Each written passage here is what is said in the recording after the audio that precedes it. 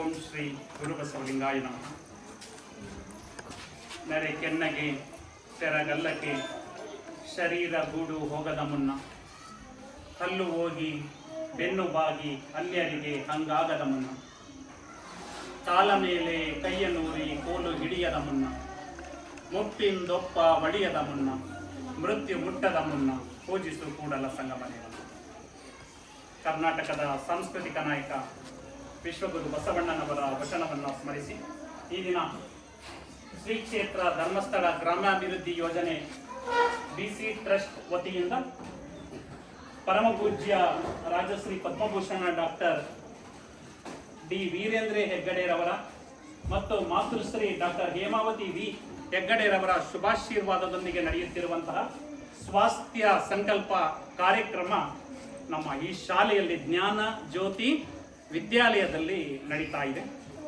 ಈ ಒಂದು ಕಾರ್ಯಕ್ರಮದಲ್ಲಿ ಉಪಸ್ಥಿತರಿರುವಂತಹ ಈ ಒಂದು ಸಂಸ್ಥೆಯ ಸಂಸ್ಥಾಪಕರಾದಂತಹ ಶ್ರೀಯುತ ಸೋಮಶೇಖರ್ ರವರಿಗೆ, ಮುಖ್ಯ ಶಿಕ್ಷಕರಾದಂತಹ ಶ್ರೀಮತಿ ಸಂಧ್ಯಾ ಮೇಡಮ್ ರವರಿಗೆ, ಮತ್ತೆ ಅಲ್ಲಿಂದ ನಮ್ಮ KM ಶಾಲೆ, ಅಲ್ಲಿಂದ ಈ ಒಂದು ಬೀರಿವಂಡಿಗೆ ನಮ್ಮನ್ನ ಬರಮಾಡಿಕೊಂಡಿರುವಂತಹ ಧರ್ಮಸ್ಥಳ ಗ್ರಾಮಾಭಿವೃದ್ಧಿ ಯೋಜನೆಯ ಶ್ರೀಮತಿ ರೂಪಾ ಮೇಡಮ್ ಅವರಿಗೆ, ಶಾಲೆಯ ಎಲ್ಲ ಶಿಕ್ಷಕ ವರ್ಗದವರಿಗೆ, ಗ್ರಾಮಾಭಿವೃದ್ಧಿ ಯೋಜನೆಯ ಎಲ್ಲ ಪದಾಧಿಕಾರಿಗಳಿಗೆ, ನೆಚ್ಚಿನ ವಿದ್ಯಾರ್ಥಿಗಳಿಗೆ ಶರಣಾರ್ಥಿಗಳು. ಅಲ್ಲಮ್ಮ ಪ್ರಭುದೇವರ ಒಂದು ವಚನ ನೆನಪರುತ್ತೆ. ಎತ್ತಣ ಮಾಮರ ಎತ್ತಣ ಕೋಗಿಲೆ ಎತ್ತಣಿಂದೆತ್ತ ಸಂಬಂಧವಯ್ಯ, ಬೆಟ್ಟದ ಮೇಲಿನ ನೆಲ್ಲಿಯ ಕಾಯಿ ಸಮುದ್ರದೊಳಗಣ ಉಪ್ಪು ಎತ್ತಣಿಂದೆತ್ತ ಸಂಬಂಧವಯ್ಯ, ಗುಹೇಶ್ವರ ಲಿಂಗಕ್ಕೂ ಎನಗೂ ಎತ್ತಣಿಂದೆತ್ತ ಸಂಬಂಧವಯ್ಯ ಅಂತ. ಮಾವಿನ ಮರ ಎಲ್ಲಿರುತ್ತೋ ಕೋಗಿಲೆ ಎಲ್ಲಿರುತ್ತೋ, ವಸಂತ ಕಾಲ ಬಂದಾಗ ಅವೆರಡು ಒಂದಾಗ್ತವೆ ಅಲ್ಲ. ಮಾವಿನ ಮರಕ್ಕೆ ಬಂದು ಕೋಗಿಲೆ ಆ ಚಿಗುರನ್ನ ತಿಂದಾಗ ಅದರ ಧ್ವನಿ ಕಂಠ ಹೆಚ್ಚಾಗುತ್ತೆ ಅಂತ, ಕಂಠ ಪೂರ್ಣ ಆಗುತ್ತೆ ಅಂತ ಹೇಳ್ತಾರೆ. ಬೆಟ್ಟದ ಮೇಲಣ ನೆಲ್ಲಿಯಕಾಯಿ, ನೆಲ್ಲಿಯಕಾಯಿ ಎಲ್ಲಿರುತ್ತೆ? ಬೆಟ್ಟದ ಮೇಲಿರುತ್ತೆ. ಉಪ್ಪು ಎಲ್ಲಿರುತ್ತೆ? ಸಮುದ್ರದಲ್ಲಿರುತ್ತೆ, ಸಮುದ್ರದೊಳಗಣ ಉಪ್ಪು. ಎತ್ತಣಿಂದೆತ್ತ ಸಂಬಂಧವಯ್ಯ, ಅದರ ಸಂಬಂಧ ಉಂಟಾಗುತ್ತಂತೆ. ಯಾವುದಕ್ಕೆ? ನೆಲ್ಲಿಯಕಾಯಿಗೂ ಮತ್ತು ಸಮುದ್ರದ ಉಪ್ಪುಗೂ ಸಂಬಂಧ ಉಂಟಾಗುತ್ತೆ. ಯಾವುದರ ಮುಖಾಂತರ? ಇದೆಯಾ ಸಂಬಂಧ ಆಗುತ್ತಾ? ಉಪ್ಪಿಗೂ ಮತ್ತು ನೆಲ್ಲಿಕಾಯಿಗೂ ಹೇಗೆ ಸಂಬಂಧ ಆಗುತ್ತೆ? ನೀವೆಲ್ಲ ಉಪಯೋಗಿಸಿದ್ದೀರ ಮನೆಯಲ್ಲಿ ಊಟ ಮಾಡುವಾಗ. ಏನು? ಉಪ್ಪಿನಕಾಯಿ ಅಲ್ಲ, ಉಪ್ಪಿನಕಾಯಿಯಲ್ಲಿ ನೆಲ್ಲಿಯಕಾಯಿಗೂ ಮತ್ತು ಉಪ್ಪಿಗೂ ಸಂಬಂಧ ಉಂಟಾಗುತ್ತೆ. ಹಾಗೆ ನಾವ್ಯಾರೋ ನೀವ್ಯಾರೋ ನಿಮ್ಮೆಲ್ಲರನ್ನು ಕೂಡ ಈ ಒಂದು ಸ್ವಾಸ್ಥ್ಯ ಸಂಕಲ್ಪ ಕಾರ್ಯಕ್ರಮ ಜ್ಞಾನಜ್ಯೋತಿ ವಿದ್ಯಾಲಯ ಒಂದು ಮಾಡಿದೆ. ಈ ಒಂದು ಮಾಡಿರುವಂತಹ ಕಾರ್ಯಕ್ರಮದಲ್ಲಿರುವಂತಹ ನಮಗೆಲ್ಲರಿಗೂ ಕೂಡ ಮತ್ತೊಮ್ಮೆ ನಾನು ಶರಣಾರ್ಥಿಗಳನ್ನು ಸಮರ್ಪಿಸುತ್ತಾ, ಸ್ವಾಸ್ಥ್ಯ ಸಂಕಲ್ಪ ಕಾರ್ಯಕ್ರಮ ತುಂಬಾ ಮಹತ್ವವಾದದ್ದು. ಮುಖ್ಯವಾಗಿ ಸ್ವಾಸ್ಥ್ಯ ಅಂದ್ರೆ ಏನು ತಿಳ್ಕೊಬೇಕು. ಯಾರಾದ್ರೂ ಹೇಳ್ತೀರಾ? ಸ್ವಾಸ್ಥ್ಯ ಅನ್ನೋ ಒಂದು ಪದದ ಅರ್ಥ ಯಾರಾದ್ರೂ? ಡಿಕ್ಷನರಿ ತಗೊಳ್ಳಿ. ಕನ್ನಡ ಏನು ಒಂದು 25 ದಿನ 30 ರೂಪಾಯಿ. ಕನ್ನಡ ಪದಗಳು ನಮ್ಗೆ ಅರ್ಥ ಗೊತ್ತಿರಲ್ಲ, ನನಗೆ ಗೊತ್ತಿರಲ್ಲ ಕೆಲವು. ಏನ್ ಮಾಡ್ಬೇಕಾಗುತ್ತೆ? ಈಗ ಮೊಬೈಲ್ ಅಂತೂ ಎಲ್ಲ ತರ ಇದ್ದೇ ಇರುತ್ತೆ. ಮೊಬೈಲ್ ಅಲ್ಲಿ ನೀವು ಆ ಪದವನ್ನ ನೀವು ಹಾಕಿದ್ರೆ, ಕ್ರೋಮ್ಗೆ ಹೋಗ್ಬಿಟ್ರೆ ಆ ಪದದ ಅರ್ಥಗಳೆಲ್ಲ ಹುಡುಕುತ್ತೆ ಅಲ್ವಾ. ಮುಂದೆ ನಿಮ್ಗೆ ಯಾವ ಪದಗಳು ಗೊತ್ತಾಗ್ಲಿಲ್ಲ, ನಿಮ್ ಕನ್ನಡ ಪದಗಳಲ್ಲೇ ನಾವು 100ಕ್ಕೆ 30% ಅರ್ಥ ಮಾತ್ರ ತಿಳ್ಕೊಂಡಿದೀವಿ. ಇನ್ನೂ 70% ಅರ್ಥಗಳನ್ನ ನಾವು ಹುಡ್ಕೋದಿಕ್ಕೆ ಪ್ರಯತ್ನ ಪಡಬೇಕು. ಆಗ ನಮ್ಗೆ ಇನ್ನೂ ಕೂಡ ಏನಾಗುತ್ತೆ, ನಮ್ಮ ಕನ್ನಡ ಭಾಷೆ ಶ್ರೀಮಂತಿಕೆ ಆಗುತ್ತೆ. ನಾವು ಕೂಡ ಚೆನ್ನಾಗಿ ಮಾತನಾಡಿದ್ರೆ ನಾವು ಕೂಡ ಭಾಷೆಯಲ್ಲಿ ಶ್ರೀಮಂತರಾಗ್ತೀವಿ ಅಲ್ಲ. ಹಾಗೆ ಸ್ವಾಸ್ಥ್ಯ ಅಂದ್ರೆ ಆರೋಗ್ಯ, ಕ್ಷೇಮ, ಒಳಿತು, ಈ ರೀತಿ ಸಮಾನಾರ್ಥಕ ಪದಗಳು ಕೇಳ್ತಾರೆ SLC ಅವರಿಗೆ ಅಲ್ವಾ. ಮೊದಲನೇ ಬ್ಯಾಚ್ ಅಂತ ಹೇಳ್ತಾರೆ ಸಂಧ್ಯಾ ಮೇಡಮ್ ಅಲ್ವಾ. ಸ್ವಾಸ್ಥ್ಯ ಈ ಪದದ ಅರ್ಥವನ್ನು ಬರೆಯಿರಿ ಅಂತ ಒಂದು ನಂಬರ್ ಕೇಳ್ತಾರೆ ಅಂತ. ಏನಂತ ಬರೀಬೇಕು? ಆರೋಗ್ಯ, ಒಳಿತು, ಕ್ಷೇಮ, ಇವೆಲ್ಲ ಸಮಾನಾರ್ಥಕ ಪದಗಳು ತಿಳ್ಕೋಬೇಕು. ಗೊತ್ತಾಯ್ತಲ್ಲ. ಒಳ್ಳೆಯದು ಅಥವಾ ಕ್ಷೇಮ, ಸಂಕಲ್ಪ. ನಾವೆಲ್ಲ ಹೇಗಿರ್ಬೇಕು? ಆರೋಗ್ಯವಾಗಿರ್ಬೇಕು ಅಂತ ಒಂದು ಸಂಕಲ್ಪವನ್ನ ಮಾಡಬೇಕು ಅಲ್ವಾ. ನಾವು ಶಾಲೆಯಲ್ಲಿ ಒಂದು ಸಂಕಲ್ಪ ಮಾಡ್ತೀವಿ. ನಾವು SSLC ಅಲ್ಲಿ ಓದ್ತಾ ಇದ್ದೀನಿ, ನಾನು 100ಕ್ಕೆ 95% ಅಂಕಗಳನ್ನ ತಗೊಳ್ತೀನಿ ಅಂತ ಒಂದು ಸಂಕಲ್ಪವನ್ನ ಮಾಡಿದ್ರೆ ನೀವು ಆ ನಿಟ್ಟಿನಲ್ಲಿ ಪ್ರಯತ್ನ ಪಡ್ತೀರ. ಸಂಕಲ್ಪನೆ ಇಟ್ಕೊಳ್ಳಿಲ್ಲ ಅಂದ್ರೆ ಅಲ್ವಾ, ಗುರಿ ಇಲ್ಲದ ಅಲ್ವಾ, ದಾರಿಯಲ್ಲಿ ನಡ್ಕೊಂಡು ಹೋದಂಗಾಗುತ್ತೆ. ನಾವು ಬೀರಿಹುಂಡಿ ತಲುಪಬೇಕು ಅಂತ ಹೋದ್ರೆ ಬೀರಿಹುಂಡಿ ತಲುಪ್ತೀವಿ. KM-ನಹಳ್ಳಿಯಿಂದ ನಾನು ಬಂದಿದ್ದೇನೆ ವೆಹಿಕಲ್ ಅಲ್ಲಿ. ಎಲ್ಲಿಗೆ ಗುರಿ ಇಟ್ಕೊಂಡಿದ್ದೆ ನಾನು? ಬೀರಿಹುಂಡಿಯಲ್ಲಿ ಜ್ಞಾನಜ್ಯೋತಿ ಶಾಲೆಗೆ ಬರಬೇಕು, ಜ್ಞಾನಜ್ಯೋತಿ ಸಂಸ್ಥೆಗೆ ಬರಬೇಕು ಅಂತ ಒಂದು ಗುರಿಯನ್ನ ಇಟ್ಕೊಂಡು ಒಂದು ಸಂಕಲ್ಪವನ್ನ ಇಟ್ಕೊಂಡು ಬಂದಿದ್ದೇನೆ. ಆದ್ರಿಂದ ನಾನು ಇಲ್ಲಿ ತಲುಪಿದೆ. ನಾನು ಸಂಕಲ್ಪನ ಇಟ್ಕೊಳ್ಳಿಲ್ಲ ಅಂದ್ರೆ ನೇರವಾಗಿ ಏನಾಗಿತ್ತು, ಗದ್ದಿಗೆ ಕಡೆ ಹೊರಟೋಗ್ಬಿಡ್ತಾ ಇತ್ತು ಅಲ್ಲ. ಅಂದ್ರೆ ಒಂದು ದಾರಿ, ಒಂದು ಗುರಿ, ಒಂದು ಸಂಕಲ್ಪ ಇಟ್ಕೋಬೇಕು. ಆ ರೀತಿ ಸ್ವಾಸ್ಥ್ಯ ಸಂಕಲ್ಪ ಕಾರ್ಯಕ್ರಮವನ್ನ ಜ್ಞಾನಜ್ಯೋತಿ ವಿದ್ಯಾಲಯದಲ್ಲಿ, ಅದು ನೀವೆಲ್ಲ ಪ್ರೌಢ ವಿದ್ಯಾರ್ಥಿಗಳು ಹೌದಾ, ಪ್ರೌಢ ಶಾಲೆ ಅಂದಾಗ ಪ್ರೌಢ ವಿದ್ಯಾರ್ಥಿಗಳು, ಒಂದು ಸ್ವಲ್ಪ ನಿಮ್ಮಲ್ಲಿ ಅರಿವು ಇದೆ. 1ರಿಂದ 7ನೇ ತರಗತಿ ಮಕ್ಕಳನ್ನ ಯಾಕೆ ಕೂರಿಸಿಲ್ಲ ಅಲ್ವಾ? ಅಲ್ಲಿ ಅವ್ರಿಗೆ ಇದು ಅವಶ್ಯಕತೆ ಇಲ್ಲ, ಇವತ್ತು ಹೇಳ್ತಾ ಇರೋಂಥ ಕಾರ್ಯಕ್ರಮದ ಅವಶ್ಯಕತೆ ಇಲ್ಲ, ಯಾಕಂದ್ರೆ ಅವರ ಆ ಮಟ್ಟಕ್ಕೆ ಇನ್ನೂ ಹೋಗಿರಲ್ಲ. ಆದ್ರೆ ಪ್ರೌಢಶಾಲೆಯಲ್ಲಿ ನಮ್ಗೆ ಈ ಒಂದು ದುಶ್ಚಟಗಳ ಬಗ್ಗೆ ಒಂದು ಸ್ವಲ್ಪ ಪ್ರಾರಂಭ ಆಗುತ್ತೆ. ಆ ಪ್ರಾರಂಭ ಆಗೋದು ಬೇಡ ಅನ್ನೋ ಒಂದು ಉದ್ದೇಶದಿಂದ ಈ ಸ್ವಾಸ್ಥ್ಯ ಸಂಕಲ್ಪ ಕಾರ್ಯಕ್ರಮವನ್ನ ಮಾಡ್ತಾ ಇದ್ದಾರೆ. ಅನೇಕ ಸರ್ಕಾರದ ವತಿಯಿಂದಲೂ ಕೂಡ ಈ ದುಶ್ಚಟ ಮತ್ತು ದುರಭ್ಯಾಸಗಳ ವಿರುದ್ಧ ಜಾಗೃತಿ ಅಭಿಯಾನ ಕಾರ್ಯಕ್ರಮವನ್ನ ಮಾಡಿ ಪ್ರತಿಯೊಬ್ಬರನ್ನು ಕೂಡ ಎಚ್ಚರಿಸ್ತಾ ಇದ್ದಾರೆ. ಅರ್ಥ ಆಯ್ತಲ್ಲ? ಈ ಒಂದು ಸ್ವಾಸ್ಥ್ಯ ಸಂಕಲ್ಪ ಕಾರ್ಯಕ್ರಮ ಒಂದು ವಿಶೇಷವಾದದ್ದು. ಹೇಗೆ ಅಂದ್ರೆ, ನಾವು ಆರೋಗ್ಯವಾಗಿರ್ಬೇಕು ಅಂದ್ರೆ ಒಳ್ಳೆಯ ಆಹಾರವನ್ನ ಸೇವಿಸ್ತೇವೆ ಅಲ್ಲ. ಬೆಳಿಗ್ಗೆ ಹೇಳ್ತೇವೆ, ಎದ್ದಾಗ ಒಳ್ಳೆಯ ಆಹಾರವನ್ನ ಸೇವಿಸ್ತೇವೆ, ನಂತರ ನಮ್ಮ ದೇಹ ಚಟುವಟಿಕೆಯಿಂದ ನಡೆದಾಡ್ಕೊಂಡು ಹೋಗುತ್ತೆ, ಅನಂತರ ಸಂಜೆ ಹೋಗಿ ಮಲಗ್ತಾರೆ ಅಲ್ವಾ. ಬೆಳಿಗ್ಗೆಯಿಂದ ಸಂಜೆವರೆಗೆ ನಾವು ಒಳ್ಳೊಳ್ಳೆ ಚಟುವಟಿಕೆಗಳನ್ನ ಮಾಡಿದಾಗ ಏನಾಗಲ್ಲ, ಆರೋಗ್ಯವಾಗಿರ್ತೀವಿ, ಸ್ವಾಸ್ಥ್ಯವಾಗಿರ್ತೀವಿ ಅಂತ. ಆದ್ರೆ ಏನಾದ್ರೂ ನಾವು ಕೆಟ್ಟದರ ಕಡೆ ಮನಸ್ಸು ಮಾಡಿದಾಗ ಏನಾಗುತ್ತೆ, ನಮ್ಮ ದೇಹ ಹತೋಟಿಯನ್ನ ತಪ್ಪುತ್ತೆ. ಗೊತ್ತಾಯ್ತಲ್ಲ? ನಮ್ಮ ದೇಹ ಹತೋಟಿಯನ್ನ ತಪ್ಪುತ್ತೆ. ಹತೋಟಿಯನ್ನು ತಪ್ಪದಂತೆ ನಾವು ಮುನ್ನೆಚ್ಚರಿಕೆಯನ್ನ ವಹಿಸಬೇಕು ಅನ್ನೋ ಒಂದು ಸದುದ್ದೇಶದಿಂದ ಸ್ವಾಸ್ಥ್ಯ ಸಂಕಲ್ಪ ಕಾರ್ಯಕ್ರಮವನ್ನ ಧರ್ಮಸ್ಥಳ ಗ್ರಾಮಾಭಿವೃದ್ಧಿ ಯೋಜನೆಯವರು ಮಾಡ್ತಾ ಇದ್ದಾರೆ. ಪ್ರೌಢಶಾಲೆಗೆ ಹೆಚ್ಚು ಇದು ಅನೇಕ ಕಾರ್ಯಕ್ರಮಗಳ ಜಾಗೃತಿ ಅಭಿಯಾನ ಪ್ರಾರಂಭ ಆಗಿದೆ. ಇದರ ಉದ್ದೇಶ ಏನಪ್ಪಾ ಅಂದ್ರೆ, ಹೇಗೆ ಸ್ಟಾರ್ಟ್ ಆಗುತ್ತೆ ಈ ದುಶ್ಚಟಗಳು ಅನ್ನೋದು, ಅನೇಕ ದುಶ್ಚಟಗಳಿವೆ. ಒಂದು ಒಳ್ಳೆಯ ಚಟ, ಇನ್ನೊಂದು ಕೆಟ್ಟ ಚಟಗಳು. ಒಳ್ಳೆಯ ಚಟಗಳು ಬೆಳಿಗ್ಗೆ ಬೇಗ ಏಳುವುದು ಅಲ್ಲ, ಮುಖ ತೊಳೆಯೋದಾದ್ರೆ ಮುಖ ತೊಳೆಯೋದು, ಇಲ್ಲ ಅಂದ್ರೆ ಸ್ನಾನ ಮಾಡ್ತೀರಾ ಎಲ್ಲ ಪ್ರತಿದಿನ ಸ್ನಾನ, ಅದು ಒಂದು ಒಳ್ಳೆಯ ಅಭ್ಯಾಸ. ಒಳ್ಳೆಯ ಹವ್ಯಾಸಗಳು, ಒಳ್ಳೆಯ ಚಟಗಳು ಅಂತಾನು ಕೂಡ ಕರಿಬಹುದು ಅಲ್ವಾ. ಅನಂತರ ದೇವರ ಪೂಜೆ ಮಾಡೋದಿದ್ರೆ ದೇವರ ಪೂಜೆ ಮಾಡ್ಬೋದು. ನನಗೆ ದೇವರ ನಂಬಿಕೆ ಇಲ್ಲ ಅಂದ್ರೆ ಮಾಡದಿದ್ದವರು ತುಂಬಾ ಜನ ಇರ್ತೀರ ಅಲ್ವಾ. ಆದ್ರೆ ಅದೊಂದು ನಂಬಿಕೆ, ಅರ್ಥ ಆಯ್ತಲ್ಲ. ಅನಂತರ ನಿಮ್ಮ ಓದುವಂತಹ ಹವ್ಯಾಸ ಇದೆಯಾ, ಬೆಳಿಗ್ಗೆ ಎದ್ದ ತಕ್ಷಣ, ಅದು ಒಳ್ಳೆಯ ಹವ್ಯಾಸ. ಬೆಳಿಗ್ಗೆ ಎದ್ದ ತಕ್ಷಣ 6 ಗಂಟೆಗೆ ಹೇಳ್ತೀರಾ, ಅಥವಾ ಕೆಲವರು 5 ಗಂಟೆಗೆ ಹೇಳ್ಬೋದು. ಎದ್ದು ಮುಖವನ್ನು ತೊಳೆದು ಓದುವಂತಹ ಹವ್ಯಾಸವನ್ನು ರೂಢಿಸಿಕೊಳ್ಳುವಂಥದ್ದು ಒಳ್ಳೆಯ ಚಟ. ಕೆಟ್ಟ ಚಟ, ಬೆಳಿಗ್ಗೆ 9 ಗಂಟೆಗೆ ಹೇಳೋದು, ಬೆಲ್ ಹೊಡಿತಿದ್ದಂಗೆ ಎದ್ದು ಮುಖ ತೊಳ್ಕೊಂಡು ಕೆಲವರು ಮುಖವನ್ನು ತೊಳೆದೇ ಓಡಿ ಬರೋದು. ಇದೆಂತ ಚಟ? ಕೆಟ್ಟ ಚಟ. ಇಷ್ಟೇ ವ್ಯತ್ಯಾಸ, ಒಳ್ಳೆಯ ಚಟ, ಕೆಟ್ಟ ಚಟ. ಇಲ್ಲಿ ದುಶ್ಚಟಗಳು ಯಾವುದರಿಂದ ಪ್ರಾರಂಭ ಆಗುತ್ತೆ ಅನ್ನೋದು ಈ ಪ್ರೌಢ ಹಂತದಲ್ಲೇ ಪ್ರಾರಂಭ. ಮಹಾತ್ಮ ಗಾಂಧೀಜಿಯವರು ಗೊತ್ತಲ್ಲ, ನಮ್ಮ ಭಾರತಕ್ಕೆ ಸ್ವಾತಂತ್ರ್ಯವನ್ನ ತಂದುಕೊಡ್ಬೇಕಾದ್ರೆ ಪ್ರಮುಖ ಪಾತ್ರವನ್ನ ವಹಿಸಿದಂಥವ್ರು, ಮಹಾತ್ಮರಾದಂಥವ್ರು ಯಾರೋ ಮಹಾತ್ಮ ಗಾಂಧೀಜಿಯವರು. ಅವರು ಸುಮ್ಮನೆ ಬಂದಿಲ್ಲ, ಬಂದು ನಮ್ಮ ದೇಶದಲ್ಲಿ ಬೆಳಕಾಗಿದ್ದಾರೆ. ಯಾವುದೇ ಕಾರ್ಯಕ್ರಮ ನಡಿಬೇಕಾದ್ರೂ ಕೂಡ ನಾವು ಮಹಾತ್ಮ ಗಾಂಧೀಜಿಯವರ ನೆನೆತೀವಿ. ಅದಕ್ಕೆ ನಮ್ಮ ಗುರುಲಿಂಗ ದೇವರು ಒಂದು ವಚನ ಹೇಳ್ತಾರೆ, ಲೋಕದಂತೆ ಬಾರರು, ಲೋಕದಂತೆ ಇರರು, ಲೋಕದಂತೆ ಹೋಗರು ನೋಡಯ್ಯ, ಪುಣ್ಯದಂತೆ ಬಪ್ಪರು, ಜ್ಞಾನದಂತೆ ಇಪ್ಪರು, ಮುಕ್ತಿಯಂತೆ ಹೋಗರು ನೋಡಯ್ಯ, ಗುರುಲಿಂಗ ದೇವ ನಿಮ್ಮ ಶರಣರು ಉಪಮಾತೀತರಾಗಿ ಉಪಮಿಸಬಾರದು ಅಂತ. ಪ್ರಪಂಚದಲ್ಲಿ ಕೋಟ್ಯಂತರ ಜನ ಹುಟ್ಟುತ್ತಾರೆ, ಕೋಟ್ಯಂತರ ಜನ ಬದುಕ್ತಾರೆ, ಕೋಟ್ಯಂತರ ಜನ ಸಾಯ್ತಾರೆ. ನಾವು ಯಾರನ್ನಾದ್ರೂ ಬೋರ್ಡ್ ಹಾಕಿರ್ತೀವ? ನಮ್ಮ ಶಾಲೆಯಲ್ಲಿ ಏನಾದ್ರೂ ಎಲ್ಲರನ್ನು ನೆನ್ಕೊಳ್ತೀವ? ನಾವು ಯಾರು ನೆನ್ಕೊಳ್ತೀವಿ? ಒಳ್ಳೆಯ ಕೆಲಸವನ್ನ ಮಾಡಿರಂತ ಮಹಾತ್ಮ ಗಾಂಧೀಜಿಯವರು ಆ ರೀತಿ ಒಂದು ಒಳ್ಳೆಯ ಕೆಲಸವನ್ನ ಮಾಡಿ ನಮಗೆ ಸ್ವಾತಂತ್ರ್ಯವನ್ನ ತಂದುಕೊಟ್ಟಿರೋದ್ರಿಂದ ಸ್ವಾತಂತ್ರ್ಯ ದಿನಾಚರಣೆಯಲ್ಲಿ ಮಹಾತ್ಮ ಗಾಂಧೀಜಿಯವರ ಭಾವಚಿತ್ರವನ್ನು ಹಾಕಿ, ಅವರಿಗೆ ಹೂಮಾಲೆಯನ್ನ ಹಾಕಿ, ಅವರ ಒಂದು ಜೀವನ ಚರಿತ್ರೆಯನ್ನ ನಾವು ವಿದ್ಯಾರ್ಥಿಗಳಿಗೆ ತಿಳಿಸ್ತೀವಿ ಅಲ್ವಾ. ಅಂತಹ ಮಹಾತ್ಮ ಗಾಂಧೀಜಿಯವರು ಕೂಡ ಪ್ರೌಢಶಾಲೆಯಲ್ಲಿ ದುಶ್ಚಟಕ್ಕೆ ಒಳಗಾಗ್ತಿದ್ದಾರೆ ಅಲ್ವಾ. ಯಾಕೆ? ಸಹವಾಸದಿಂದ. ಈಗ ನೀವೆಲ್ಲ ಒಳ್ಳೆ ಹುಡುಗರು, ಆದ್ರೆ ನಮ್ಮ ಕಾಂಪೌಂಡ್ ಇಂದ ಆಚೆ ಹೋದಾಗ ನಿಮ್ಮ ಒಳ್ಳೆಯ ಹುಡುಗರ ಸಹವಾಸನೂ ಮಾಡ್ತೀರಾ, ಮತ್ತೆ ಕೆಟ್ಟ ಹುಡುಗರ ಸಹವಾಸನೂ ಕೂಡ ಇರುತ್ತೆ. ಆದ್ರೆ ನಾವು ಯಾವ್ದನ್ನ ಆಯ್ಕೆ ಮಾಡ್ಕೊಳ್ಬೇಕು?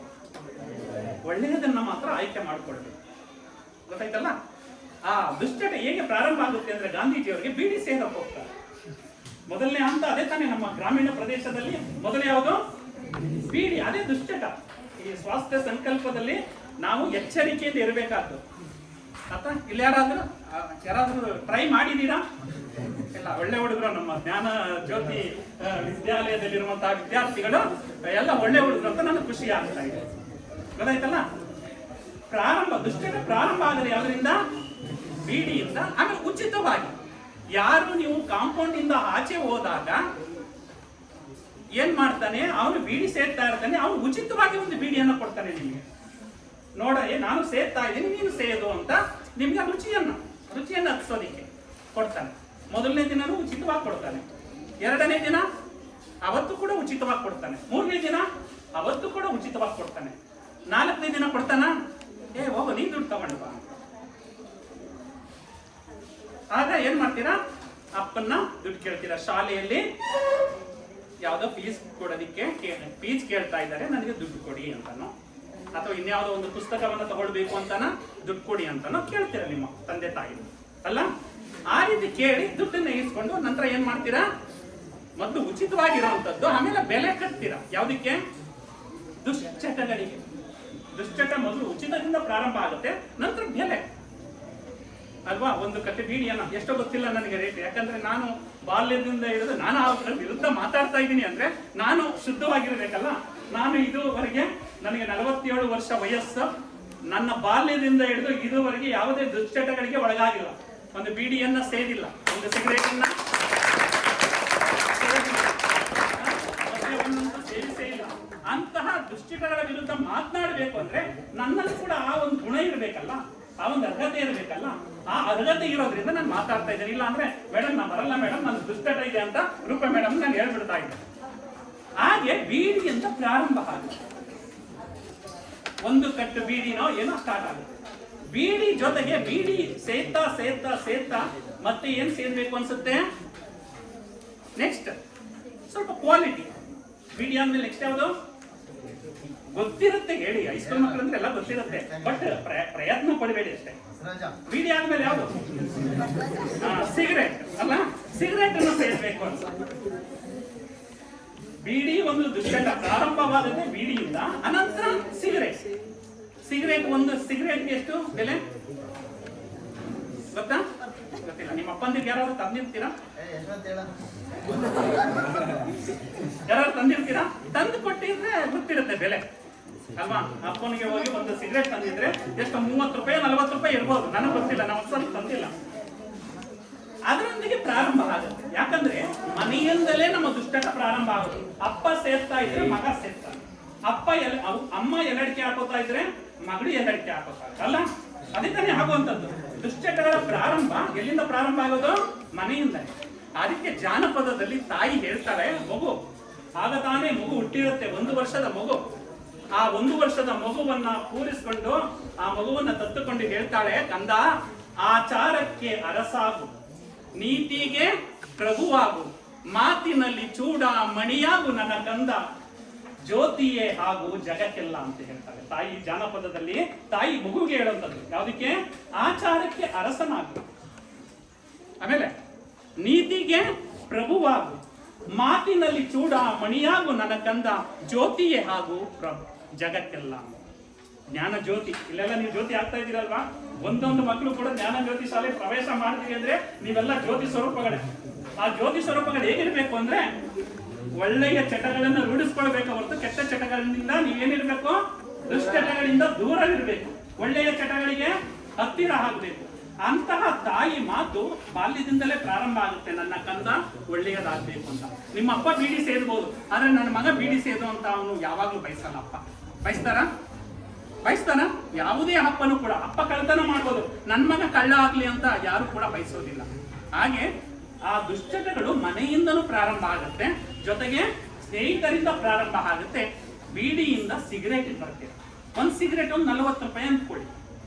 ಒಂದು ಸಿಗರೇಟ್ ದಿನಕ್ಕೆ ಒಂದು ಸಿಗರೇಟ್ ಸೇರ್ಕೊಂಡು ಹೋಗ್ತಾ ಇರ್ತಾರೆ. ನಂತರ ಅದೇ ಅಭ್ಯಾಸ ಹೋಗಿ ಏನಾಗುತ್ತೆ? ಅದು ಹವ್ಯಾಸಗಳಾಗುತ್ತೆ. ಹೆಚ್ಚು ಅಭ್ಯಾಸ ಮಾಡ್ತೀವಿ. ಯಾವುದೋ ಒಂದು ಕಂಠಪಾಠ ಕನ್ನಡದ ಒಂದು ಪದ್ಯವನ್ನು ಕೊಟ್ಟಿದ್ದಾರೆ ಅಥವಾ ಗಣಿತದಲ್ಲಿ ಒಂದು ಪ್ರಮೇಯವನ್ನು ಕೊಟ್ಟಿದ್ದಾರೆ. ಅದನ್ನ ಹೆಚ್ಚು ಹೆಚ್ಚು ಅಭ್ಯಾಸ ಮಾಡಿದಾಗೆ ಅದೇನಾಗುತ್ತೆ, ಕರಗತ ಆಗುತ್ತೆ. ಅಭ್ಯಾಸ ಮಾಡಲಿಲ್ಲ ಅಂದ್ರೆ ಅದು ಹೆಚ್ಚು ನಮ್ಮ ಸ್ಮೃತಿ ಪಟಲದಲ್ಲಿ ಉಳಿಯೋದಿಲ್ಲ. ನಮ್ಮ ಸ್ಮೃತಿ ಪಟಲದಲ್ಲಿ ಹೆಚ್ಚು ಸಮಯ ಉಳಿಬೇಕು ಅಂದ್ರೆ ಅದನ್ನ ಹೆಚ್ಚು ಹೆಚ್ಚು ನಾವೇನ್ ಮಾಡ್ಬೇಕು, ಅಭ್ಯಾಸವನ್ನ ಮಾಡಬೇಕು. ಗೊತ್ತಾಯ್ತಲ್ಲ? ಆ ಅಭ್ಯಾಸ ಮಾಡಿದಾಗ ಮಾತ್ರ ಉಳಿಯುತ್ತೆ. ಹೀಗೆ ನೀವು ಅಭ್ಯಾಸ ಆಗ್ತಾ ಹೋಗುತ್ತೆ. ಬೀಡಿಯಿಂದ ಸಿಗರೇಟ್ ಬರ್ತಾರೆ. ಸಿಗರೇಟ್ ಒಂದಕ್ಕೆ 40 ರೂಪಾಯಿ. ಒಂದು ಸಿಗರೇಟ್ ಅನ್ನ ಸೇರ್ಕೊಂಡು ಹೋಗ್ತಾ ಇರ್ತಾರೆ. ಹಂಗಾದ್ರೆ ದಿನಕ್ಕೆ ಎಷ್ಟು ಖರ್ಚು ಮಾಡ್ಬೇಕು ನಾವು? ದಿನಕ್ಕೊಂದು ಸಿಗರೇಟ್ ಅಂದ್ರೆ ಎಷ್ಟು ಖರ್ಚು ಮಾಡ್ಬೇಕು? ದಿನಕ್ಕೆ 40 ರೂಪಾಯಿ. 10 ದಿನಕ್ಕೆ 400, ತಿಂಗಳಿಗೆ 1200. 1 ತಿಂಗಳು, 2 ತಿಂಗಳು, 3 ತಿಂಗಳು ಒಂದೊಂದು ಸೇರ್ಕೊಂಡು ಹೋಗ್ತಾ ಇರ್ತಾರೆ. ಆಮೇಲೆ ಏನಾಗುತ್ತೆ, 2, ಆಮೇಲೆ 3, 1200 ಇರೋದು 2400, 2400 ಇರೋದು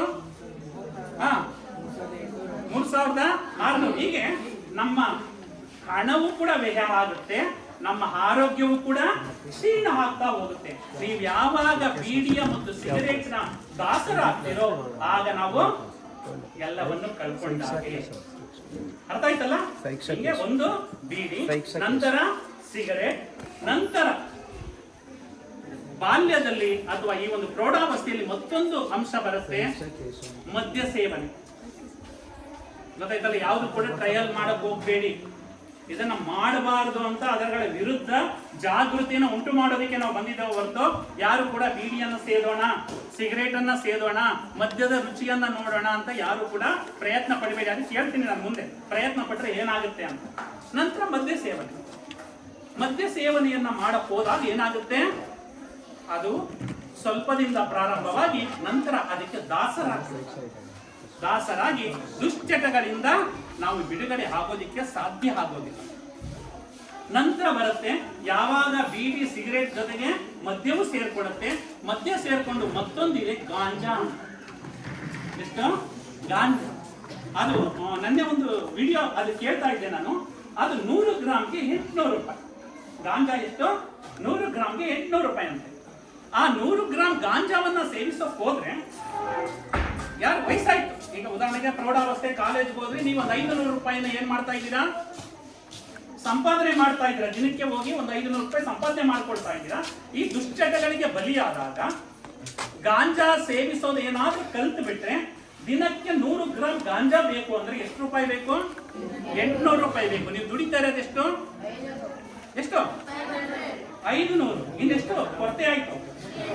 100 ರೂಪಾಯಿ. ಏನ್ ಮಾಡೋದು? 300 ರೂಪಾಯಿ ಸಾಲ ಮಾಡ್ತೀವಿ. ದಿನಕ್ಕೆ 300 ರೂಪಾಯಿ ಸಾಲ. 2ನೇ ದಿನಕ್ಕೆ 600 ರೂಪಾಯಿ. 3ನೇ ದಿನಕ್ಕೆ ಹೀಗೆ ಸಾಲ ಮಾಡ್ಕೊಂಡು ಹೋಗ್ತಾ ಇದ್ದೀವಿ. ಸಾಲ ಮಾಡ್ತಾ ಏನಾಗುತ್ತೆ, ಸಾಲದ ಪ್ರಮಾಣ ನಮ್ಮ ನೆತ್ತಿಗೆ ಬರುತ್ತೆ. ನಾವು ಖಿನ್ನರಾಗ್ತಾ ಹೋಗ್ತೀವಿ ಅಲ್ವಾ? ಸಾಲವನ್ನು ಕೊಂಬಾಗ ಆಲೋಗರುಂಟಂತೆ, ಸಾಲಿಗನು ಬಂದು ಎಳೆವಾಗ ಹಿಬ್ಬದಿಯ ಕೀಲು ಮುರಿದಂತೆ ಸರ್ವಜ್ಞ. ಸಾಲ ಪ್ರೀತಿಯಿಂದ ಪಟ್ಬಿಡ್ತಾರೆ, ಆದ್ರೆ ಅವನು ಬಂದು ಸಾಲವನ್ನು ವಸೂಲಿ ಮಾಡಕ್ ಬರ್ತಾನಲ್ಲ, ಆಗ ನಮ್ಮ ಮೂಳೆಗಳೇ ಮುರಿದೋದಂಗೆ ಆಗ್ಬಿಡುತ್ತೆ ಅನುಭವ. ಆ ರೀತಿ ಏನಾಗುತ್ತೆ, ಗಾಂಜಾ ಆ ರೀತಿ ಪ್ರಾರಂಭದಲ್ಲಿ ಬೀಡಿಯಿಂದ ಪ್ರಾರಂಭವಾಗಿ, ಮತ್ತೆ ಸಿಗರೇಟಿನಿಂದ ಪ್ರಾರಂಭವಾಗಿ, ಮದ್ಯದಿಂದ ಪ್ರಾರಂಭವಾಗಿ, ಜೊತೆಗೆ ನಂತರ ಗಾಂಜಾದಿಂದ ಪ್ರಾರಂಭವಾಗಿ, ನಂತರ ಇನ್ನು ಬೇರೆ ಬೇರೆ ಇದೆಲ್ಲ ನಮ್ಮ ವಿದ್ಯಾರ್ಥಿಗಳಿಗೆ ಈ ಹೆಸರುಗಳೇ ವಸ್ತು ಕೇಳ್ತಾ ಇರೋದು ಅನಿಸ್ತಾ ಇದೆ. ಆದರೂ ಅದರ ಬಗ್ಗೆ ಸ್ವಲ್ಪ ಮಾಹಿತಿ ಇರಬೇಕು, ಅದನ್ನು ಉಪಯೋಗಿಸಬಾರದು ಅಂತ ಮತ್ತೆ ನಿಮಗೆ ಮುನ್ನೆಚ್ಚರಿಕೆಯನ್ನು ಕೊಡ್ತಾ ಇದ್ದೀವಿ. ಯಾಕಂದ್ರೆ ನಗರ ಪ್ರದೇಶಗಳಲ್ಲಿ ಅಂತಹ ಬಲಿಯಾಗಿರುವಂತದ್ದು ನಿನ್ನೆ ಕೂಡ ಪತ್ರಿಕೆಯಲ್ಲಿ ಓದ್ತೆ. ಪ್ರೌಢಶಾಲೆಯ ವಿದ್ಯಾರ್ಥಿಗಳು ಯಾವ ದುಶ್ಚಟಗಳಿಗೆ ಒಳಗಾಗಿದ್ದಾರೆ ಅನ್ನೋದನ್ನು ಕೂಡ ನಾವು ಬಲ್ಲ.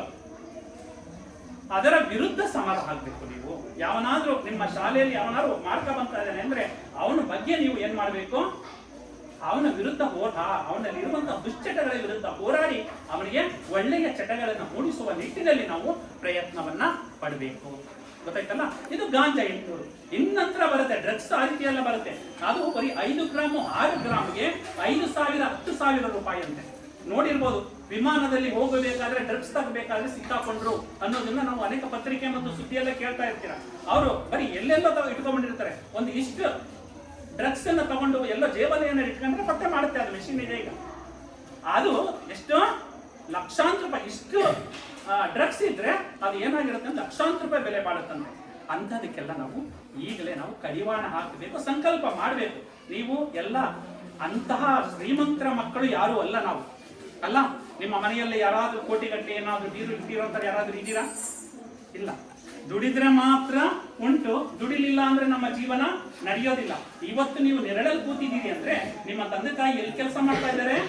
ಬಿಸಿಲಿನಲ್ಲಿ ಕೆಲಸ ಮಾಡ್ತಾ ಇದ್ದಾರೆ. ಆ ಅರಿವು ಇರಬೇಕು. ಅವರ ಬಿಸಿಲಿನ ಬೆವರಿನ ಶ್ರಮದ ಫಲದಿಂದ ನಾನು ಜ್ಞಾನ ಜ್ಯೋತಿ ಶಾಲೆಯ ಆವರಣದ ಒಳಗೆ ನೆರಳಿನಲ್ಲಿ ಕೂತುಕೊಂಡು ಪಾಠವನ್ನ ಕೇಳ್ತಾ ಇದ್ದೀನಿ ಅನ್ನೋ ಒಂದು ಪರಿಜ್ಞಾನ ನಿಮ್ಗಿದ್ದಾಗ ಮಾತ್ರ ಯಾರು ಕೂಡ ದುಶ್ಚಟಗಳ ವಿರುದ್ಧ ಅಭಿಯಾನವನ್ನ ಕೈಗೊಳ್ತೀರಾ, ಯಾರು ಕೂಡ ದುಶ್ಚಟವನ್ನ ಸೇವಿಸೋದಕ್ಕೆ ಪ್ರಯತ್ನವನ್ನೇ ಪಡೋದಿಲ್ಲ. ಇಷ್ಟು. ಯಾಕಂದ್ರೆ ಈ ಮಕ್ಕಳಿಗೆ ನಾನು ಅಷ್ಟು ದುಶ್ಚಟಗಳ ಬಗ್ಗೆ ಸಾಕು ಅನ್ಸುತ್ತೆ ನಿಮ್ಗೆ ಹೇಳುವಂಥದ್ದು. ದುಶ್ಚಟಗಳ ವಿರುದ್ಧ ನಾವು ಜಾಗೃತಿಯನ್ನ ಮೂಡಿಸ್ಬೇಕು. ಯಾರೇ ಇಲ್ಲಿ ಅಂತಲ್ಲ, ಸಮಾಜದಲ್ಲಿ ಎಲ್ಲೇ ಆಗಲಿ ಯಾರೇ ಕಂಡ್ರು ಕೂಡ ದುಶ್ಚಟಗಳ ವಿರುದ್ಧ ಮಹಾತ್ಮ ಗಾಂಧೀಜಿಯವರು ಈ ದುಶ್ಚಟಗಳಿಗೆ ಪ್ರೌಢಶಾಲೆಯಲ್ಲಿ ಒಳಗಾಗ್ಬಿಡ್ತಾರೆ. ಏನೇ ನಾನು ಹೇಳಿದೆ, ಒಬ್ಬ ಸ್ನೇಹಿತನ ದೆಸೆಯಿಂದ ಬೀಡಿ ಸಿಗರೇಟು ಇದೆಲ್ಲವನ್ನು ಕಲ್ತು ಬಿಡ್ತಾರೆ. ಕಲ್ತು ಬಿಟ್ಟು ಆಗ ಸ್ನೇಹಿತ ಪೀಡಿಸ್ತಾನೆ ಅವರಿಗೆ, ಹೋಗು ದುಡ್ಡು ತಗೊಂಡು ಬಾ ಅಂತ. ಅವರು ಸಾಲ ಮಾಡ್ತಾರೆ. ಕೊನೆಗೆ ಸಾಲವನ್ನ ತೀರಿಸಬೇಕು, ದುಶ್ಚಟಗಳನ್ನ ಮಾಡೋದಕ್ಕೆ ಹೋಗ್ಬೇಕು. ಆಗ ಮನೆಯಲ್ಲಿ ಒಂದು ಚಿನ್ನದ ತುಣುಕು ಇರುತ್ತೆ. ಆ ಚಿನ್ನದ ತುಣುಕನ್ನ ಕದೀತಾರೆ ಮಹಾತ್ಮ ಗಾಂಧೀಜಿ. ಕದ್ದು ಅವನ ಸಾಲವನ್ನ ಎಲ್ಲವನ್ನ ತೀರಿಸ್ತಾರೆ. ನಂತರ ಬಂದು ಮನೆಯಲ್ಲಿ ಮಲಗ್ತಾರೆ. ಅವತ್ತು ರಾತ್ರಿ ನಿದ್ರೆಯೇ ಬರ್ತಾ ಇಲ್ಲ. ನೀವು ಒಳ್ಳೆಯ ಕೆಲಸವನ್ನ ಮಾಡಿ ಹೋಗಿ ನೆಮ್ಮದಿಯಾಗಿ ನಿದ್ರೆಯನ್ನ ಮಾಡ್ತೇವೆ. ಆದ್ರೆ ಯಾವತ್ತಾದ್ರೂ ನಾವು ಕೆಟ್ಟ ಕೆಲಸವನ್ನ ಮಾಡಿ ಬೇರೆಯವರಿಗೆ ಅನ್ಯಾಯವನ್ನ ಮಾಡಿದಾಗ ಯಾವುದೇ ಸೋಫಾದಲ್ಲಾದ್ರೂ ಮಲಿಕೊಳ್ಳಿ, ಯಾವುದೇ ಬೆಡ್ ಮೇಲಾದ್ರೂ ಮಲಿಕೊಳ್ಳಿ, ನಮ್ಗೆ ಮುಳ್ಳು ಚುಚ್ಚಿದಂಗೆ ಚುಚ್ತಾ ಇರುತ್ತೆ, ನಾನು ಇವರಿಗೆ ಅನ್ಯಾಯ ಮಾಡಿದೆ ಅಂತ. ಹಂಗೆ ಮಹಾತ್ಮ ಗಾಂಧೀಜಿಯವರು ಮನೆಯಲ್ಲಿ ಹೋಗಿ ಮಲಗ್ತಾ ಇದ್ದಾರೆ. ಮಲಗಿದ್ರು ಕೂಡ ಆ ಹಾಸಿಗೆಯಲ್ಲಿ ಮುಳ್ಳು ಚುಚ್ಚಂಗೆ ಚುಚ್ತಾ ಇದೆ. ನಿದ್ರೆ ಬರ್ತಾ ಇಲ್ಲ. ಬೆಳಿಗ್ಗೆ ಅವರು ಶಾಲೆಗೆ ಹೋಗೋದಿಲ್ಲ. ಒಂದು ಪತ್ರವನ್ನ ಬರೀತಾರೆ ತಂದೆಗೆ. ಅಪ್ಪ, ನನ್ನ ಸ್ನೇಹಿತರ ಸಹವಾಸದಿಂದ ನಾನು ಕೆಟ್ಟ ಚಟಗಳಿಗೆ ಬಲಿಯಾದ. ಬೀಡಿ ಕಲಿತೆ, ಸಿಗರೇಟ್ ಕಲಿತೆ, ಮದ್ಯವನ್ನ ಕಲಿತೆ. ಆದ್ರೆ ಈಗ ನನಗೆ ಅರಿವಾಗಿದೆ ನಾನು ಮಾಡಿರುವುದು ತಪ್ಪು ಎಂದು. ಆದುದರಿಂದ ನಾನು ಚಿನ್ನದ ತುಣುಕನ್ನು ಕದ್ದಿ ನನ್ನ ಸ್ನೇಹಿತರ ಸಾಲವನ್ನ ತೀರಿಸಿದೆ. ನೀವು ನನ್ನನ್ನು ಕ್ಷಮಿಸಬೇಕು ಅಂತ ಪತ್ರವನ್ನ ಬರೆದು ತಂದೆಯಲ್ಲಿ ನಮ್ಮ ಸೋಮಶೇಖರ್ ಸರ್ ಕೂತಿರ್ತಾರಲ್ಲ ಹಾಗೆ ಕೂತಿರ್ತಾರೆ. ಪತ್ರವನ್ನ ತಗೊಂಡೋಗಿ ಅವರಿಗೆ ಕೊಡ್ತಾರೆ. ಕೊಟ್ಟಾಗ ಅವರ ತಂದೆ ಮಹಾತ್ಮ ಗಾಂಧಿಯವರ ತಂದೆ ಪತ್ರವನ್ನ ಓದ್ತಾ ಇದ್ದಾರೆ. ಓದ್ತಾ ಆ ಪತ್ರದ ಮೇಲೆ ಕಣ್ಣಿನ ನೀರು, ಕಣ್ಣೀರ ಧಾರೆ ಬೀಳ್ತಾ ಇದೆ. ನನ್ನ ಮಗ ತಪ್ಪು ಮಾಡ್ದ ಅಂತ ಏನಕ್ಕೆ ಕಣ್ಣೀರು ಸುರಿಸ್ತಾ ಇದ್ದಾರೆ ಅವರು? ನನ್ನ ಮಗ ತಪ್ಪು ಮಾಡಿದ್ರು ಪರವಾಗಿಲ್ಲ, ಅವನಿಗೆ ಹರಿವಾಗಿ ಪಶ್ಚಾತ್ತಾಪ ಪಡ್ತಾ ಇದ್ದಾನಲ್ಲ, ನಾನು ದುಶ್ಚಟಗಳಿಗೆ ಒಳಗಾಗಿದ್ದೆ, ದುಶ್ಚಟಗಳ ಮಾಡೋದು ತಪ್ಪು ಅಂತ ಹರಿವಾಗ್ತಾ ಇದೆಯಲ್ಲ ಅಂತ ಹೇಳಿ ಅವರು ಕಣ್ಣೀರನ್ನು ಸುರಿಸ್ತಾರೆ. ಮಗನನ್ನ ಒಪ್ಪಿಕೊಳ್ತಾರೆ. ಇಲ್ಲ ಮಗ, ನೀನು ಇಂದು ಕೂಡ ಜೀವನದಲ್ಲಿ ತಪ್ಪು ಮಾಡೋದಿಲ್ಲ ಅಂತ ಹೇಳಿ ಅವನನ್ನು ಹುರಿದುಂಬಿಸ್ತಾರೆ, ಪ್ರೋತ್ಸಾಹವನ್ನು ನೀಡ್ತಾರೆ. ಯಾರೇ ತಪ್ಪು ಮಾಡಿದ್ರು ಕೂಡ ನಾವು ಹೊಡೆಯೋದಲ್ಲ, ಅವರಿಗೆ ಬುದ್ಧಿವಾದವನ್ನ ಹೇಳಿದಾಗ ಅವರ ಮನಸ್ಸಿನಲ್ಲಿ ಉಳ್ಕೊಳ್ಳುತ್ತೆ. ನಂತರ ಅವರು ಸಾಧನೆಯನ್ನ ಮಾಡ್ತಾರೆ, ವಕೀಲರಾಗ್ತಾರೆ, ದಕ್ಷಿಣ ಆಫ್ರಿಕಾಕ್ಕೆ ಹೋಗ್ತಾರೆ, ಅಲ್ಲಿ ವರ್ಣಭೇದ ನೀತಿಯ ವಿರುದ್ಧ ಹೋರಾಟವನ್ನ ಮಾಡ್ತಾರೆ. ನಂತರ ಭಾರತಕ್ಕೆ ಬರ್ತಾರೆ. ಭಾರತದಲ್ಲಿ ಬ್ರಿಟಿಷರ ವಿರುದ್ಧ ಹೋರಾಡಿ ಸ್ವಾತಂತ್ರ್ಯವನ್ನ ಗಳಿಸೋದಕ್ಕೆ ಮುಂಚೂಣಿಯಲ್ಲಿ ನಿಂತು ನಂತರ ಏನಾಗ್ತಾರೆ? ಮಹಾತ್ಮರ. ಬರೀ ಗಾಂಧಿ ಅನ್ನೋರು ಏನಾಗ್ತಾರೆ?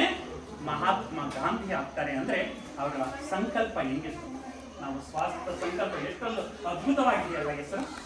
ಸ್ವಾಸ್ಥ್ಯ ಸಂಕಲ್ಪ, ಆರೋಗ್ಯವನ್ನ ಸಂಕಲ್ಪವನ್ನ ಮಾಡ್ಕೊಂಡದ್ದು. ಹಂಗೆ ಸ್ವಾಸ್ಥ್ಯ ಸಂಕಲ್ಪವನ್ನ ಮಾಡಿ ನಂತರ ಅವರು ನಮ್ಮ ದೇಶಕ್ಕೆ ಸ್ವಾತಂತ್ರ್ಯವನ್ನ ತಂದುಕೊಡ್ತಾರೆ. ದುಶ್ಚಟಗಳ ವಿರುದ್ಧ ನಾವು ಧ್ವನಿಯನ್ನ ಎತ್ತಿ, ದುಶ್ಚಟಗಳನ್ನ ಮಾಡದೇ ಇದ್ರೆ ತುಂಬಾ ಒಳ್ಳೆಯದು, 100ಕ್ಕೆ 100ರಷ್ಟು. ಆದ್ರೆ ನೀವೇನಾದ್ರೂ ಒಂದು ಸಲ ನೀವು ದಾಸರಾದ್ರಿ ಮನೆಯವರಿಗೆ ಬೇಡವ ಅಲ್ವಾ? ನಿಮ್ಮ ತಂದೆ ನಿಮ್ಮನ್ನ ಪ್ರೀತಿಯಿಂದ ಮಾತಾಡ್ತಾರ ದುಶ್ಚಟಗಳಿಂದ? ನೀವು ದುಶ್ಚಟಗಳ ದಾಸರಾದ್ರೆ ಅಕ್ಕ ತಂಗಿರು ಚೆನ್ನಾಗಿ ಮಾತಾಡ್ಸ್ತಾರ? ನಿಮ್ಮ ಚಿಕ್ಕಪ್ಪ ದೊಡ್ಡಪ್ಪ ಚೆನ್ನಾಗಿ ಮಾತಾಡ್ಸ್ತಾರ? ಯಾರು ಮಾತಾಡ್ಸೋದಿಲ್ಲ. ಯಾರಿಂದ ದೂರ ಆಗ್ತೀರಾ? ಮನೆಯಿಂದ ದೂರ ಆಗ್ತೀರಾ. ಸಮಾಜದಲ್ಲಿ ರೋಡಲ್ಲಿ ಹೋಗ್ತಾ ಇರ್ತೀವಿ, ಅವನೇ ಕಣೋ, ಅವ್ರ ಮನೇಲಿ ಅವ್ನು ಕಂಡ್ರೆ ಆಗದೇ ಇಲ್ಲ, ಬೀಡಿ ಸೇರ್ತಾನಂತೆ, ಸಿಗರೇಟ್ ಸೇರ್ತಾನಂತೆ, ಸರಾಯಿ ಕುಡಿತಾನಂತೆ ಅಂತ ದಿರಳಿ ತೋರ್ಸ್ಕೊಂಡು ಮಾತಾಡಿದಾಗ ಮನೆಯಿಂದ ಬೇಡದವರಾದೋ, ಆಮೇಲೆ ಯಾರಿಂದ ಬೇಡದವರಾಗ್ತೀವಿ? ಸಮಾಜದಿಂದಲೂ ಕೂಡ. ಗೊತ್ತಾಯ್ತಲ್ಲ. ನಂತರ ನಾವು ದೇಶಕ್ಕೆ ಹೊರೆಯಾಗ್ತೀವಿ. ಯಾವಾಗ ಈ ದುಶ್ಚಟಗಳು ನಮಗೆ ಬರುತ್ತೋ, ಬಂದಾಗ ಬೇರೆ ಬೇರೆ ಚಟಗಳು, ಕಳ್ಳತನವನ್ನ ಕಲಿಯುವಂಥದ್ದು, ನಂತರ ಪೊಲೀಸ್ ಮುಖಾಂತರ ನಾವು ಜೈಲಿಗೆ ಹೋಗುವಂಥದ್ದು, ಜೈಲಲ್ಲಿ ಪಡಬಾರದ ಕಷ್ಟಗಳನ್ನು ಅನುಭವಿಸುವಂಥದ್ದು, ಇದೆಲ್ಲ ಅನುಭವಿಸಿ ನಂತರ ನಮಗೆ ಅರಿವಾಗುವಷ್ಟೊತ್ತಿಗೆ ನಮ್ಮ ಪೂರ್ಣ ಆಯಸ್ಸಿನಲ್ಲಿ ಮುಕ್ಕಾಲು ಭಾಗ ಆಯಸ್ಸು ಮುಗಿದು.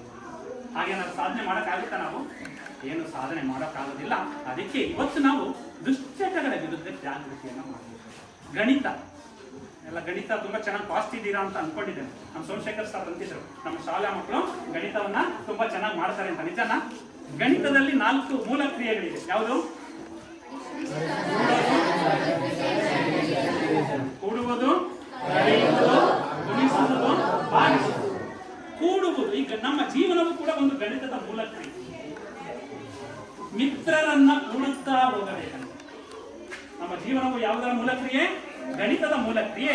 ಮಿತ್ರರನ್ನ ಕೂಡುತ್ತಾ ಹೋಗಬೇಕು, ಶತ್ರುಗಳನ್ನ ಕಳೆಯುತ್ತಾ ಹೋಗಬೇಕು.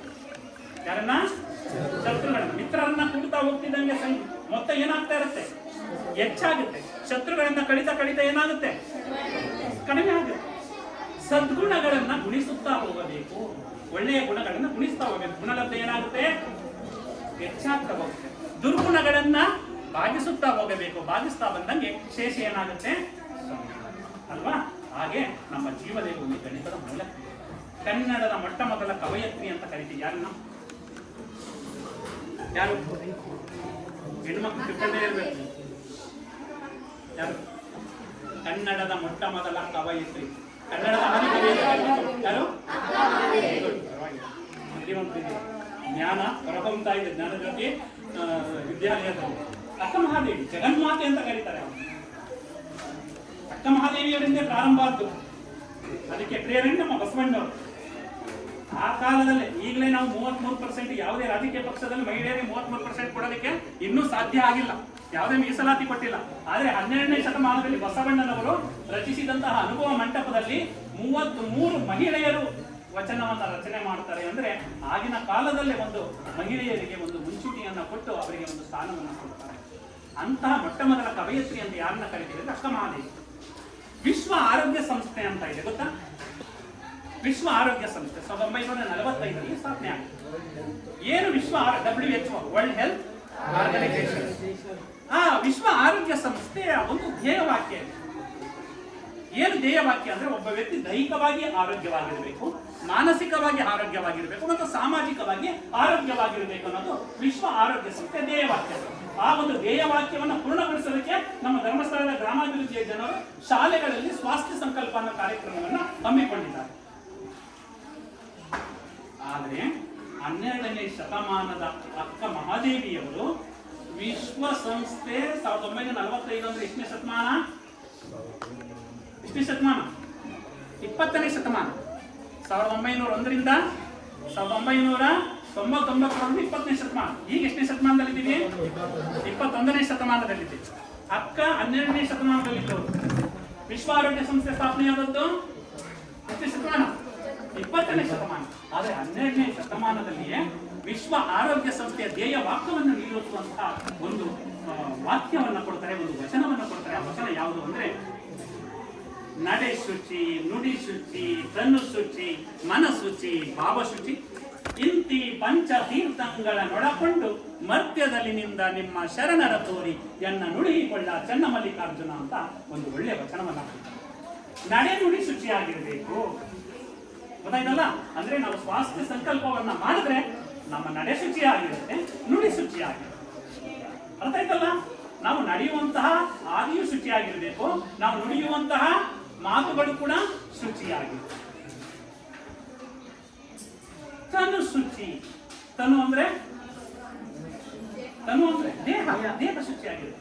ನಡೆ ನುಡಿ ಅಂದ್ರೆ ಎಷ್ಟು ಚೆನ್ನಾಗಿದೆ ಅಂದ್ರೆ, ಅದಕ್ಕೆ ಬಸವಣ್ಣರು ಹೇಳ್ತಾರೆ, ನುಡಿದಡೆ ಮುತ್ತಿನ ಹಾರದಂತಿರಬೇಕು, ನುಡಿದಡೆ ಮಾಣಿಕ್ಯದ ದೀಪ್ತಿಯಂತಿರಬೇಕು, ನುಡಿದಡೆ ಸ್ಫಟಿಕದ ಸಲಾಕೆಯಂತಿರಬೇಕು, ನುಡಿದಡೆ ಲಿಂಗ ಮೆಚ್ಚಿ ಹೌದೆನಬೇಕು, ನುಡಿಯೊಳಗಾಗಿ ನಡೆಯದಿದ್ದಡೆ ಕೂಡಲ ಸಂಗಮ ದೇವ ನೆಂತೊಲಿವನಯ್ಯ ಅಂತ ಹೇಳ್ತಾರೆ.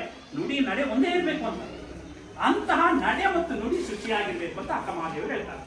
ನೀವೆಲ್ಲ ಹಾಗೆ ಮಾತಾಡ್ತಾ ಇದ್ದೀರಾ? ನೀವೇನು ಮಾತು ಕೊಡ್ತೀರಾ ಅದನ್ನ ನಡ್ಸ್ಕೊತಾ ಇದ್ದೀರಾ? ನಿಮ್ಮ ಮೇಡಮ್ ಅವ್ರಿಗೆ ಮಾತು ಕೊಟ್ಟಿರ್ತೀರಾ, ಗಣಿತದಲ್ಲಿ 90 ನಂಬರ್ ತಗೊಳ್ತೀನಿ ಅಂತ. ಆ ರೀತಿ ನಡ್ಕೋತಾ ಇದಾರೆ ಮೇಡಮ್?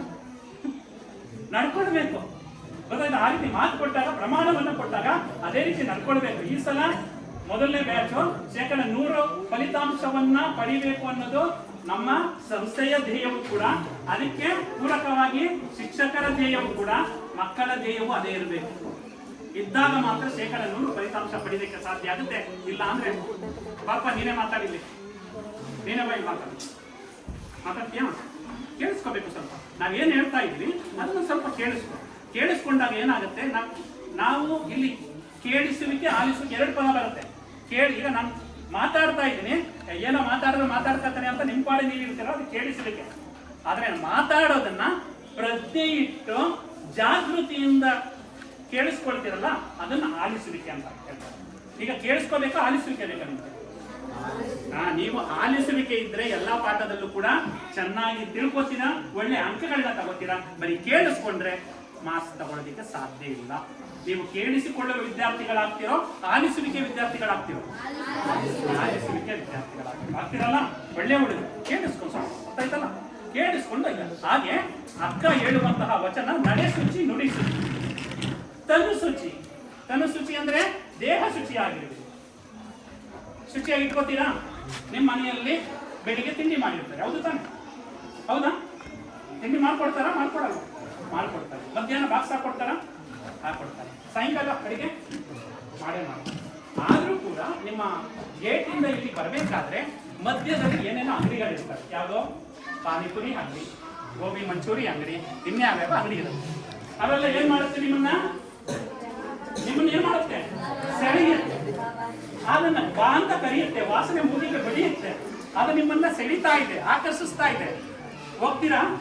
ಈಗ ನಮ್ಮ ಒಳ್ಳೆ ಹುಡುಗರು ನಮ್ಮ ಸರ್ ಅಂತ ಇದ್ರೆ ಯಾರು ಕೂಡ ಪಾನಿಪುರಿನೇ ತಿಂದಿಲ್ಲ ಅಂತ. ಹೌದಾ? ಹೌದಾ?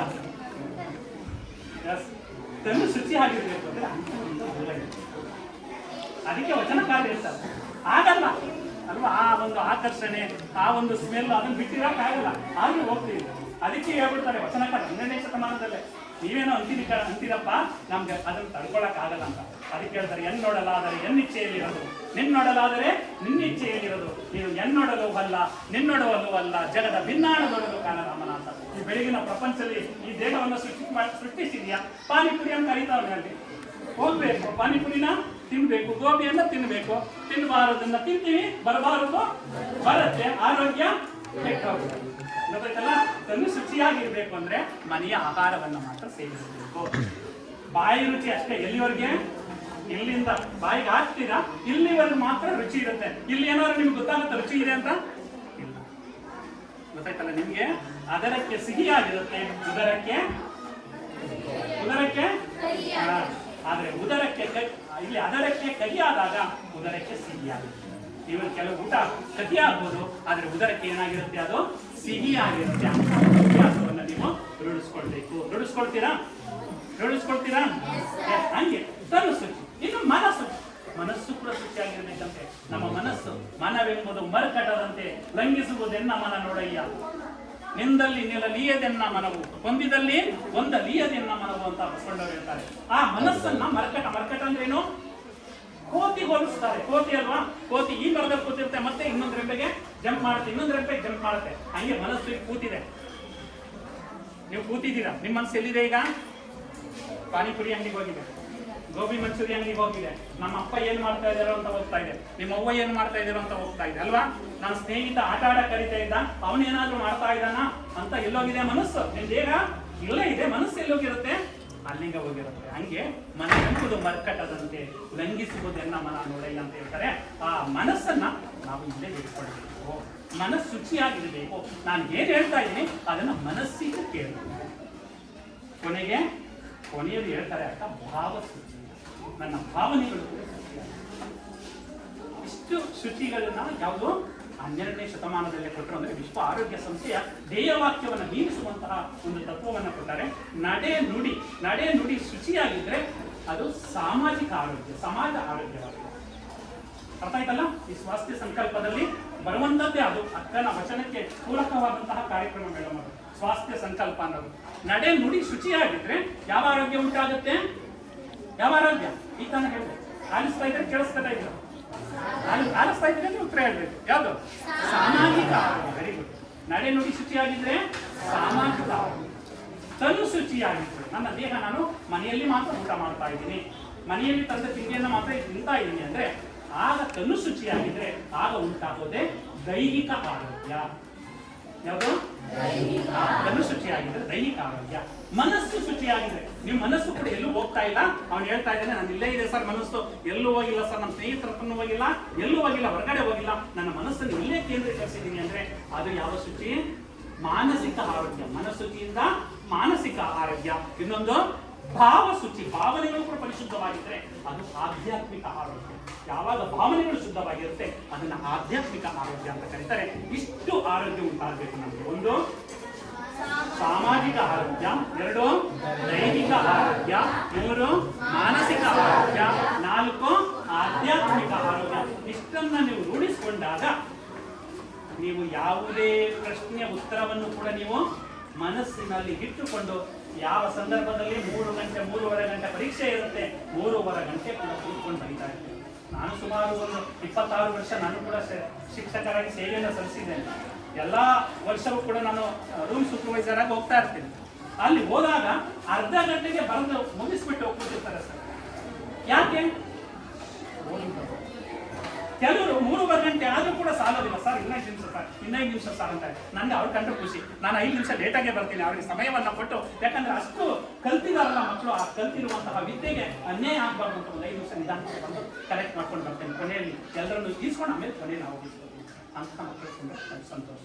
ಆ ರೀತಿ ಆಗ್ಬೇಕು. ನೀವು 3.5 ಗಂಟೆ ಕೊಟ್ಟರು ಕೂಡ 3.5 ಗಂಟೆಯಲ್ಲೂ ಬರೆದು ಇನ್ನೂ ಕೂಡ ನಾನು ಸಮಯ ಬೇಕು ಅನ್ನೋರು ಆಗ್ಬೇಕು. ಯಾವಾಗ? ನೀವೆಲ್ಲವನ್ನು ಚೆನ್ನಾಗಿ ಕಲಿತಾಗ ಮಾತ್ರ ಸಾಧ್ಯ ಆಗುತ್ತೆ. ಎಲ್ಲವನ್ನು ಕಲಿಲಿಲ್ಲ ಅಂದ್ರೆ 3.5 ಗಂಟೆ ಬರೀ ಅರ್ಧ ಗಂಟೆ 3/4 ಗಂಟೆಯಲ್ಲಿ ಪತ್ರಿಕೆ ಬರೆದ್ಬಿಟ್ಟು ಕೆಲವರು ನಿದ್ರೆ ಮಾಡ್ತಾ ಇರ್ತಾರೆ, ಇನ್ನು ಕೆಲವರು ತೂಕರಿಸ್ತಾ ಇರ್ತಾರೆ, ಇನ್ನು ಕೆಲವರು ಬೆಂಚನ್ನ ಏನ್ ಮಾಡ್ತಾ ಇರ್ತಾರೆ, ಕೊಡ್ತಾರೆ. ಏನಾಗ್ಬೇಕು? ನೀವು ಏನಾಗ್ಬೇಕು? ಗೊತ್ತಾಯ್ತಲ್ಲ? ಆ ರೀತಿ ಇವತ್ತು ಸ್ವಾಸ್ಥ್ಯ ಸಂಕಲ್ಪ ಅನ್ನೋ ಕಾರ್ಯಕ್ರಮ ಇನ್ನೇನು ಪರೀಕ್ಷೆ ಇನ್ನೇನು ಕೇವಲ 2 ರಿಂದ 3 ತಿಂಗಳ ಹತ್ತಿರದ ಸಂದರ್ಭದಲ್ಲಿ ಈ ಒಂದು ಕಾರ್ಯಕ್ರಮವನ್ನು ರೂಪಾ ಮೇಡಮ್ ಏರ್ಪಡಿಸಿದಾರಲ್ಲ, ರೂಪಾ ಮೇಡಮ್ಗೆ ನೀವೆಲ್ಲ ಥ್ಯಾಂಕ್ಸ್ ಹೇಳಲೇಬೇಕು. ಯಾಕಂದ್ರೆ ಸಂಕಲ್ಪವನ್ನು ಮಾಡ್ತೀನಿ. ಏನಂತ ಸಂಕಲ್ಪ ಮಾಡ್ತೀನಿ? ನಾನು ಓದ್ತೀನಿ, ಎಲ್ಲ ಮುಲ್ಕರಲ್ಲ ಅಪ್ಪ, ನಾನಂತೂ ಹುಡುಗಪ್ಪ. ನೀವೆಲ್ಲ ಮುಲ್ಕರಾಗಿದ್ರೆ ಹೆಂಗೆಲ್ಲ ಕೂತ್ಕೊಳ್ಳಿ, ಹೇಗೆ ಕೂತ್ಕೋಬೇಕು? ಸ್ಟ್ರೈಟ್ ಕೂತ್ಕೋಬೇಕು. ನೀವು ಕೂತಿದ್ದೀರಿ ಆರಾಮ, ನಾನು ನಿಂತಿದ್ದೀನಿ ಅಲ್ವಾ? ಹೇಗೆ ನೇರವಾಗಿ ಕೂತ್ಕೊಳ್ಳೋದು ಒಂದು ಕಲೆ, ಭಂಗಿ ಅದು. ಗೊತ್ತಾಯ್ತಲ್ಲ? ಹಾಗೆ ಏನೋ ರೂಪಾ ಮೇಡಮ್ ಅವರಿಗೆ ಒಂದು ಸಂಕಲ್ಪವನ್ನ ಮಾಡಿ ನಮ್ಮ ವಿದ್ಯಾರ್ಥಿಗಳು 100ಕ್ಕೆ 100ರಷ್ಟು ಬರೆಯುವಂತಹ ಸಂಕಲ್ಪವನ್ನ ಮಾಡಿದ್ರೆ 96 ಬರೀತಾರೆ. 90 ಸಂಕಲ್ಪ ಇಟ್ಕೊಂಡ್ರೆ 86 ಬರ್ತೀವಿ. 80 ಸಂಕಲ್ಪ ಇಟ್ಕೊಂಡ್ರೆ 76 ಬರ್ತೀರಿ. ಇಲ್ಲ ಅಂದ್ರೆ ನಾವು ಸಂಕಲ್ಪನೆ ಇಲ್ಲ ಅಂದ್ರೆ ಗೊತ್ತಾಯ್ತಲ್ಲ, ಗುರಿ ಇಲ್ಲದ ಪಯಣ, ಎಲ್ಲಿಗೆ ಬೇಕಾದ್ರೂ ಹೋಗ್ಬೋದು. ದಾರಿ ಚೆನ್ನಾಗಿದೆ ಎಂದು ತಪ್ಪಿ ದಾರಿ ದುಡಿದರೆ ದಾರಿ ಸಾಗಬಹುದಾಗಲಿ, ಊರ ಸೇರಲಾಗದಯ್ಯ ಸ್ವತಂತ್ರ ಧೀರ ಸಿದ್ದೇಶ್ವರ ಅಂತ ಸಿದ್ದಯ್ಯ ಪುರಾಣಿಕರು ಹೇಳ್ತಾರೆ. ದಾರಿ ಚೆನ್ನಾಗಿದೆ ಅಲ್ವಾ? ಗತಿಯರು ತುಂಬಾ ಚೆನ್ನಾಗಿ ಡಾಂಬರ್ ಹಾಕ್ಬಿಟ್ಟಿದ್ದಾರೆ. ನಾನು ಬರ್ಬೇಕಾಗಿರೋದು ಎಲ್ಲಿಗೆ? ಬೀರಿಗುಂಡಿಲಿ ಜ್ಞಾನಜ್ಯೋತಿ ಶಾಲೆ. ಆದ್ರೆ ಅಲ್ಲಿ ನಾನು ದಾರಿ ಚೆನ್ನಾಗಿದೆ ಎಂದು ತಪ್ಪು ದಾರಿ ತುಳಿದ ದಾರಿ ಚೆನ್ನಾಗಿದೆ ಅಂದ್ಬಿಟ್ಟು ನನ್ನ ಕಾರನ್ನ ಮುಂದೆ ಕಡೆ ಹೋಗ್ಬಿಟ್ಟಿದ್ರೆ ನಾನು ಇಲ್ಲಿ ಬರಕಾಗುತ್ತಾ? ದಾರಿ ಚೆನ್ನಾಗಿದೆ ಎಂದು ತಪ್ಪು ದಾರಿ ತುಳಿದರೆ ದಾರಿ ಸಾಗಬಹುದಾಗಲಿ, ಊರ ಸೇರಲಾಗದಯ್ಯ ಸ್ವತಂತ್ರ ಧೀರ ಸಿದ್ದೇಶ್ವರ ಅಂತ ಹೇಳ್ತಾರೆ. ಆ ರೀತಿ ಒಂದು ಸಂಕಲ್ಪವನ್ನು ಇಟ್ಕೊಳ್ಳಿ, ಒಳ್ಳೆಯ ಸಂಕಲ್ಪವನ್ನು ಇಟ್ಕೊಳ್ಳಿ, ಒಂದು ಒಳ್ಳೆಯ ಭಾವವನ್ನು ಇಟ್ಕೊಳ್ಳಿ, ಆಗ ನೀವು ಗುರಿಯನ್ನ ಸಾಧಿಸ್ತೀವಿ. ಇರಬೇಕು. ಎಲ್ಲ ಸಾಮಾನ್ಯ ಮೊಬೈಲ್ ಬಳಸ್ತೀವಲ್ಲ, ಈ ಮೊಬೈಲ್ ಬಳಸ್ತೀವಿ. ಈ ಮೊಬೈಲ್ ಕೆಳಗಡೆ ಬಿದ್ದರೆ ಹೊಡೆದೋಗ್ಬಾರ್ದು ಅಂತ ಏನ್ ಹಾಕ್ಸ್ತೀವಿ? ಸ್ಕ್ರೀನ್ ಗಾರ್ಡ್ ಅಂತ ಕರೀತಾರೆ, ಗೊತ್ತಲ್ಲ? 150 ರೂಪಾಯಿ 200 ರೂಪಾಯಿ 250 ರೂಪಾಯಿ ಕೊಟ್ಬಿಟ್ಟು ಸ್ಕ್ರೀನ್ ಗಾರ್ಡ್ ಹಾಕ್ಸ್ತಾರೆ ಅಲ್ಲ. ಮೊಬೈಲ್ ಇದೇನಂತ ಏನು, ಈ ಮೊಬೈಲ್ ಏನಾದ್ರೆ ನಾನು ಯುವರಾಗಿ ಯಾರು ಎತ್ತಾಕ್ಬಿಡ್ತಾರೆ, ಅದೇನು ಪ್ರಾಣ ಹೋದಂಗೆ ಆಗಲ್ಲ ಅಲ್ವಾ?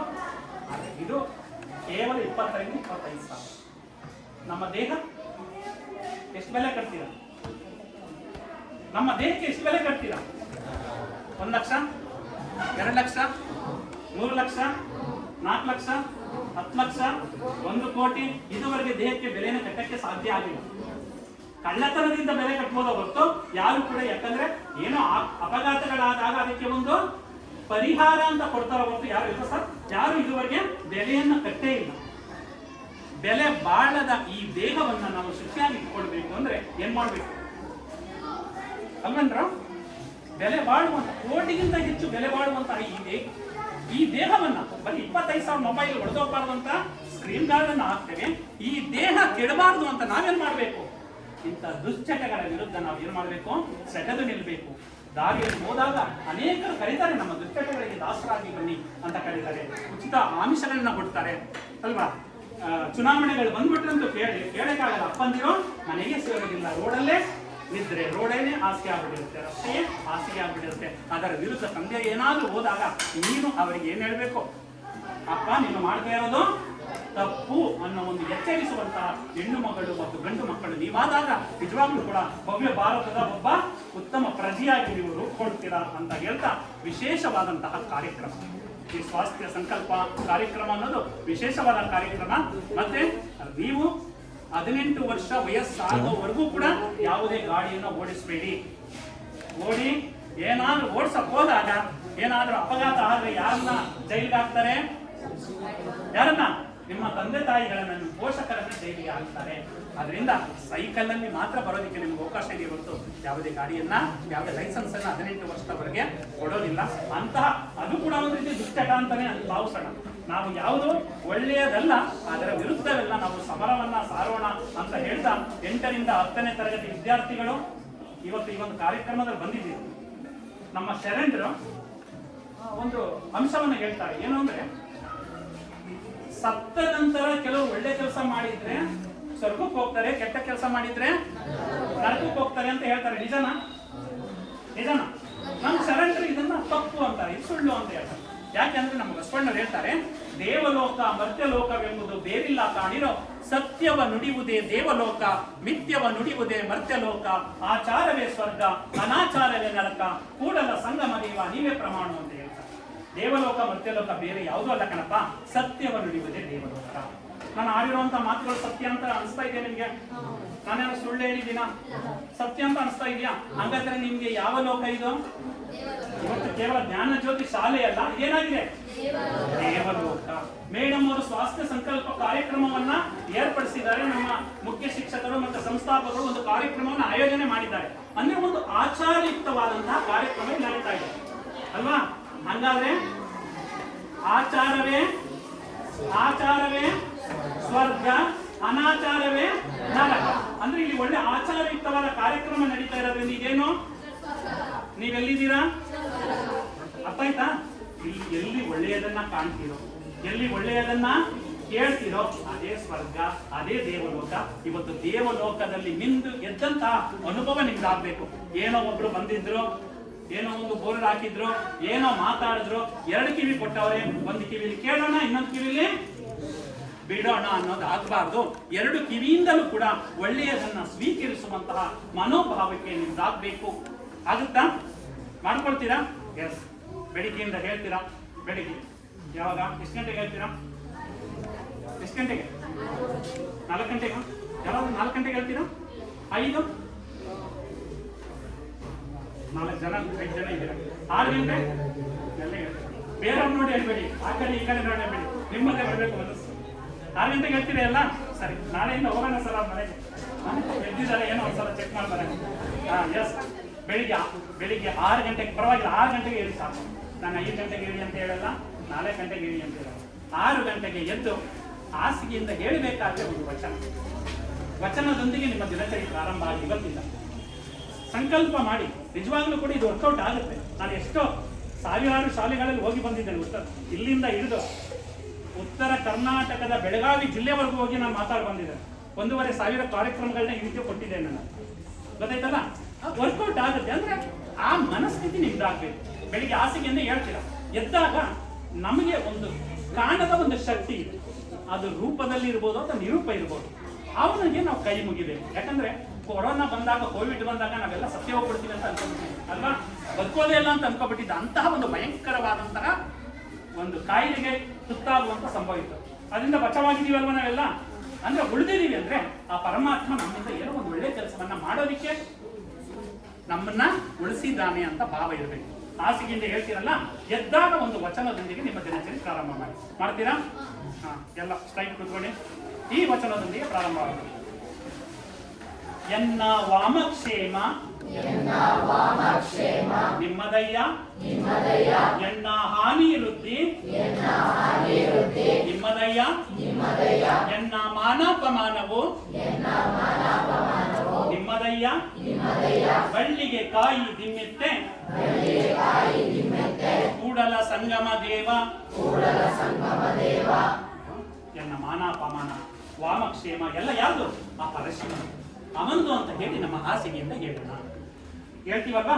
ಎದ್ದಾಗ ಕೆಲವು ಕೆಟ್ಟ ಚಟಗಳ ಕರಿಬಹುದು ನಮ್ಮ, ಅಥವಾ ಟಿವಿ ಹಾಕ್ಬಿಟ್ಟಿರ್ತಾರೆ, ಟಿವಿ ನಮ್ಮನ್ನ ನೋಡಿ ಅಂತ ಹೇಳ್ಬೋದು ಅಲ್ವಾ?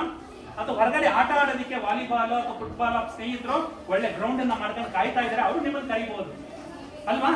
ಆ ಸಂದರ್ಭದಲ್ಲೂ ಕೂಡ ಒಂದು ವಚನವನ್ನ ನೀವು ನೆನಪಿಟ್ಕೋಬೇಕು. ಅದಕ್ಕೊಂದು ವಚನ ಇದೆ. ಅದನ್ನ ಹೇಳಿದಾಗ ಇಂಥ ದುಶ್ಚಟಗಳು, ಯಾವುದೇ ದುಶ್ಚಟಗಳು ನಿಮ್ಮ ಕಣ್ಣಿಗೆ ಕಂಡಾಗ, ಅದು ದುಶ್ಚಟಗಳ ಹತ್ತಿರ ಹೋಗ್ಬೇಕು ಅಂದಾಗ ಈ ವಚನವನ್ನು ಜ್ಞಾಪಿಸ್ಕೊಂಡ್ರೆ ಅದರ ವಿರುದ್ಧ ಸಮರವನ್ನ ಸಾರ್ತೀರಾ. ಅದೊಂದೇ ಒಂದು ವಚನವನ್ನು ಹೇಳಿಕಂದ್ರೆ ನನಗೆ ಕೊಟ್ಟಿರುವಂತಹ ಸಮಯ ಮುಗಿತಾ ಇದೆ, ಇನ್ನೊಂದು ನಿಮಿಷ ಜಾಸ್ತಿ ಆಗ್ಬಿಟ್ಟಿದೆ, ಪರವಾಗಿಲ್ಲ. ಅದನ್ನ ಹೇಳಿ ನನ್ನ ಈ ನೋಡಿ ವಿರಾಮವನ್ನು ಹೇಳ್ತೇನೆ. ಹೇಳ್ತೀರಲ್ಲ, ನಿಮ್ಮ ದುಶ್ಚಟ ಸ್ಟ್ರೈಕ್ ಕೂತ್ಕೊಳ್ಳಿ. ಮುದುಕರ ನೀವು? ಮುದುಕಿರಾದ್ರೆ ನೀವ್ ಹೇಳ್ಬೇಕು, ಕೂತ್ಕೊಳ್ಳಿ. ಮುದುಕರ ಬೇಜಾರಾಗುತ್ತಲ್ಲ ಮುದುಕ ಅಂದ್ರೆ, ನಾನಂತೂ ಮುದುಕ ಅಲ್ಲ. ಎಸ್, ಸ್ಟ್ರೈಕ್ ಕೂತ್ಕೊಳ್ಳಿ. ಹೇಳ್ತೀರಲ್ಲ, ಈ ಒಂದು ದುಷ್ಟಗಳ ವಿರುದ್ಧ ಸಮರ ಸಾರುವಂತಹ ವಚನ. ಅತ್ತಲಿತ್ತ ಹೋಗದಂತೆ ಕೆಳವನ ಮಾಡಯ್ಯ ತಂದೆ,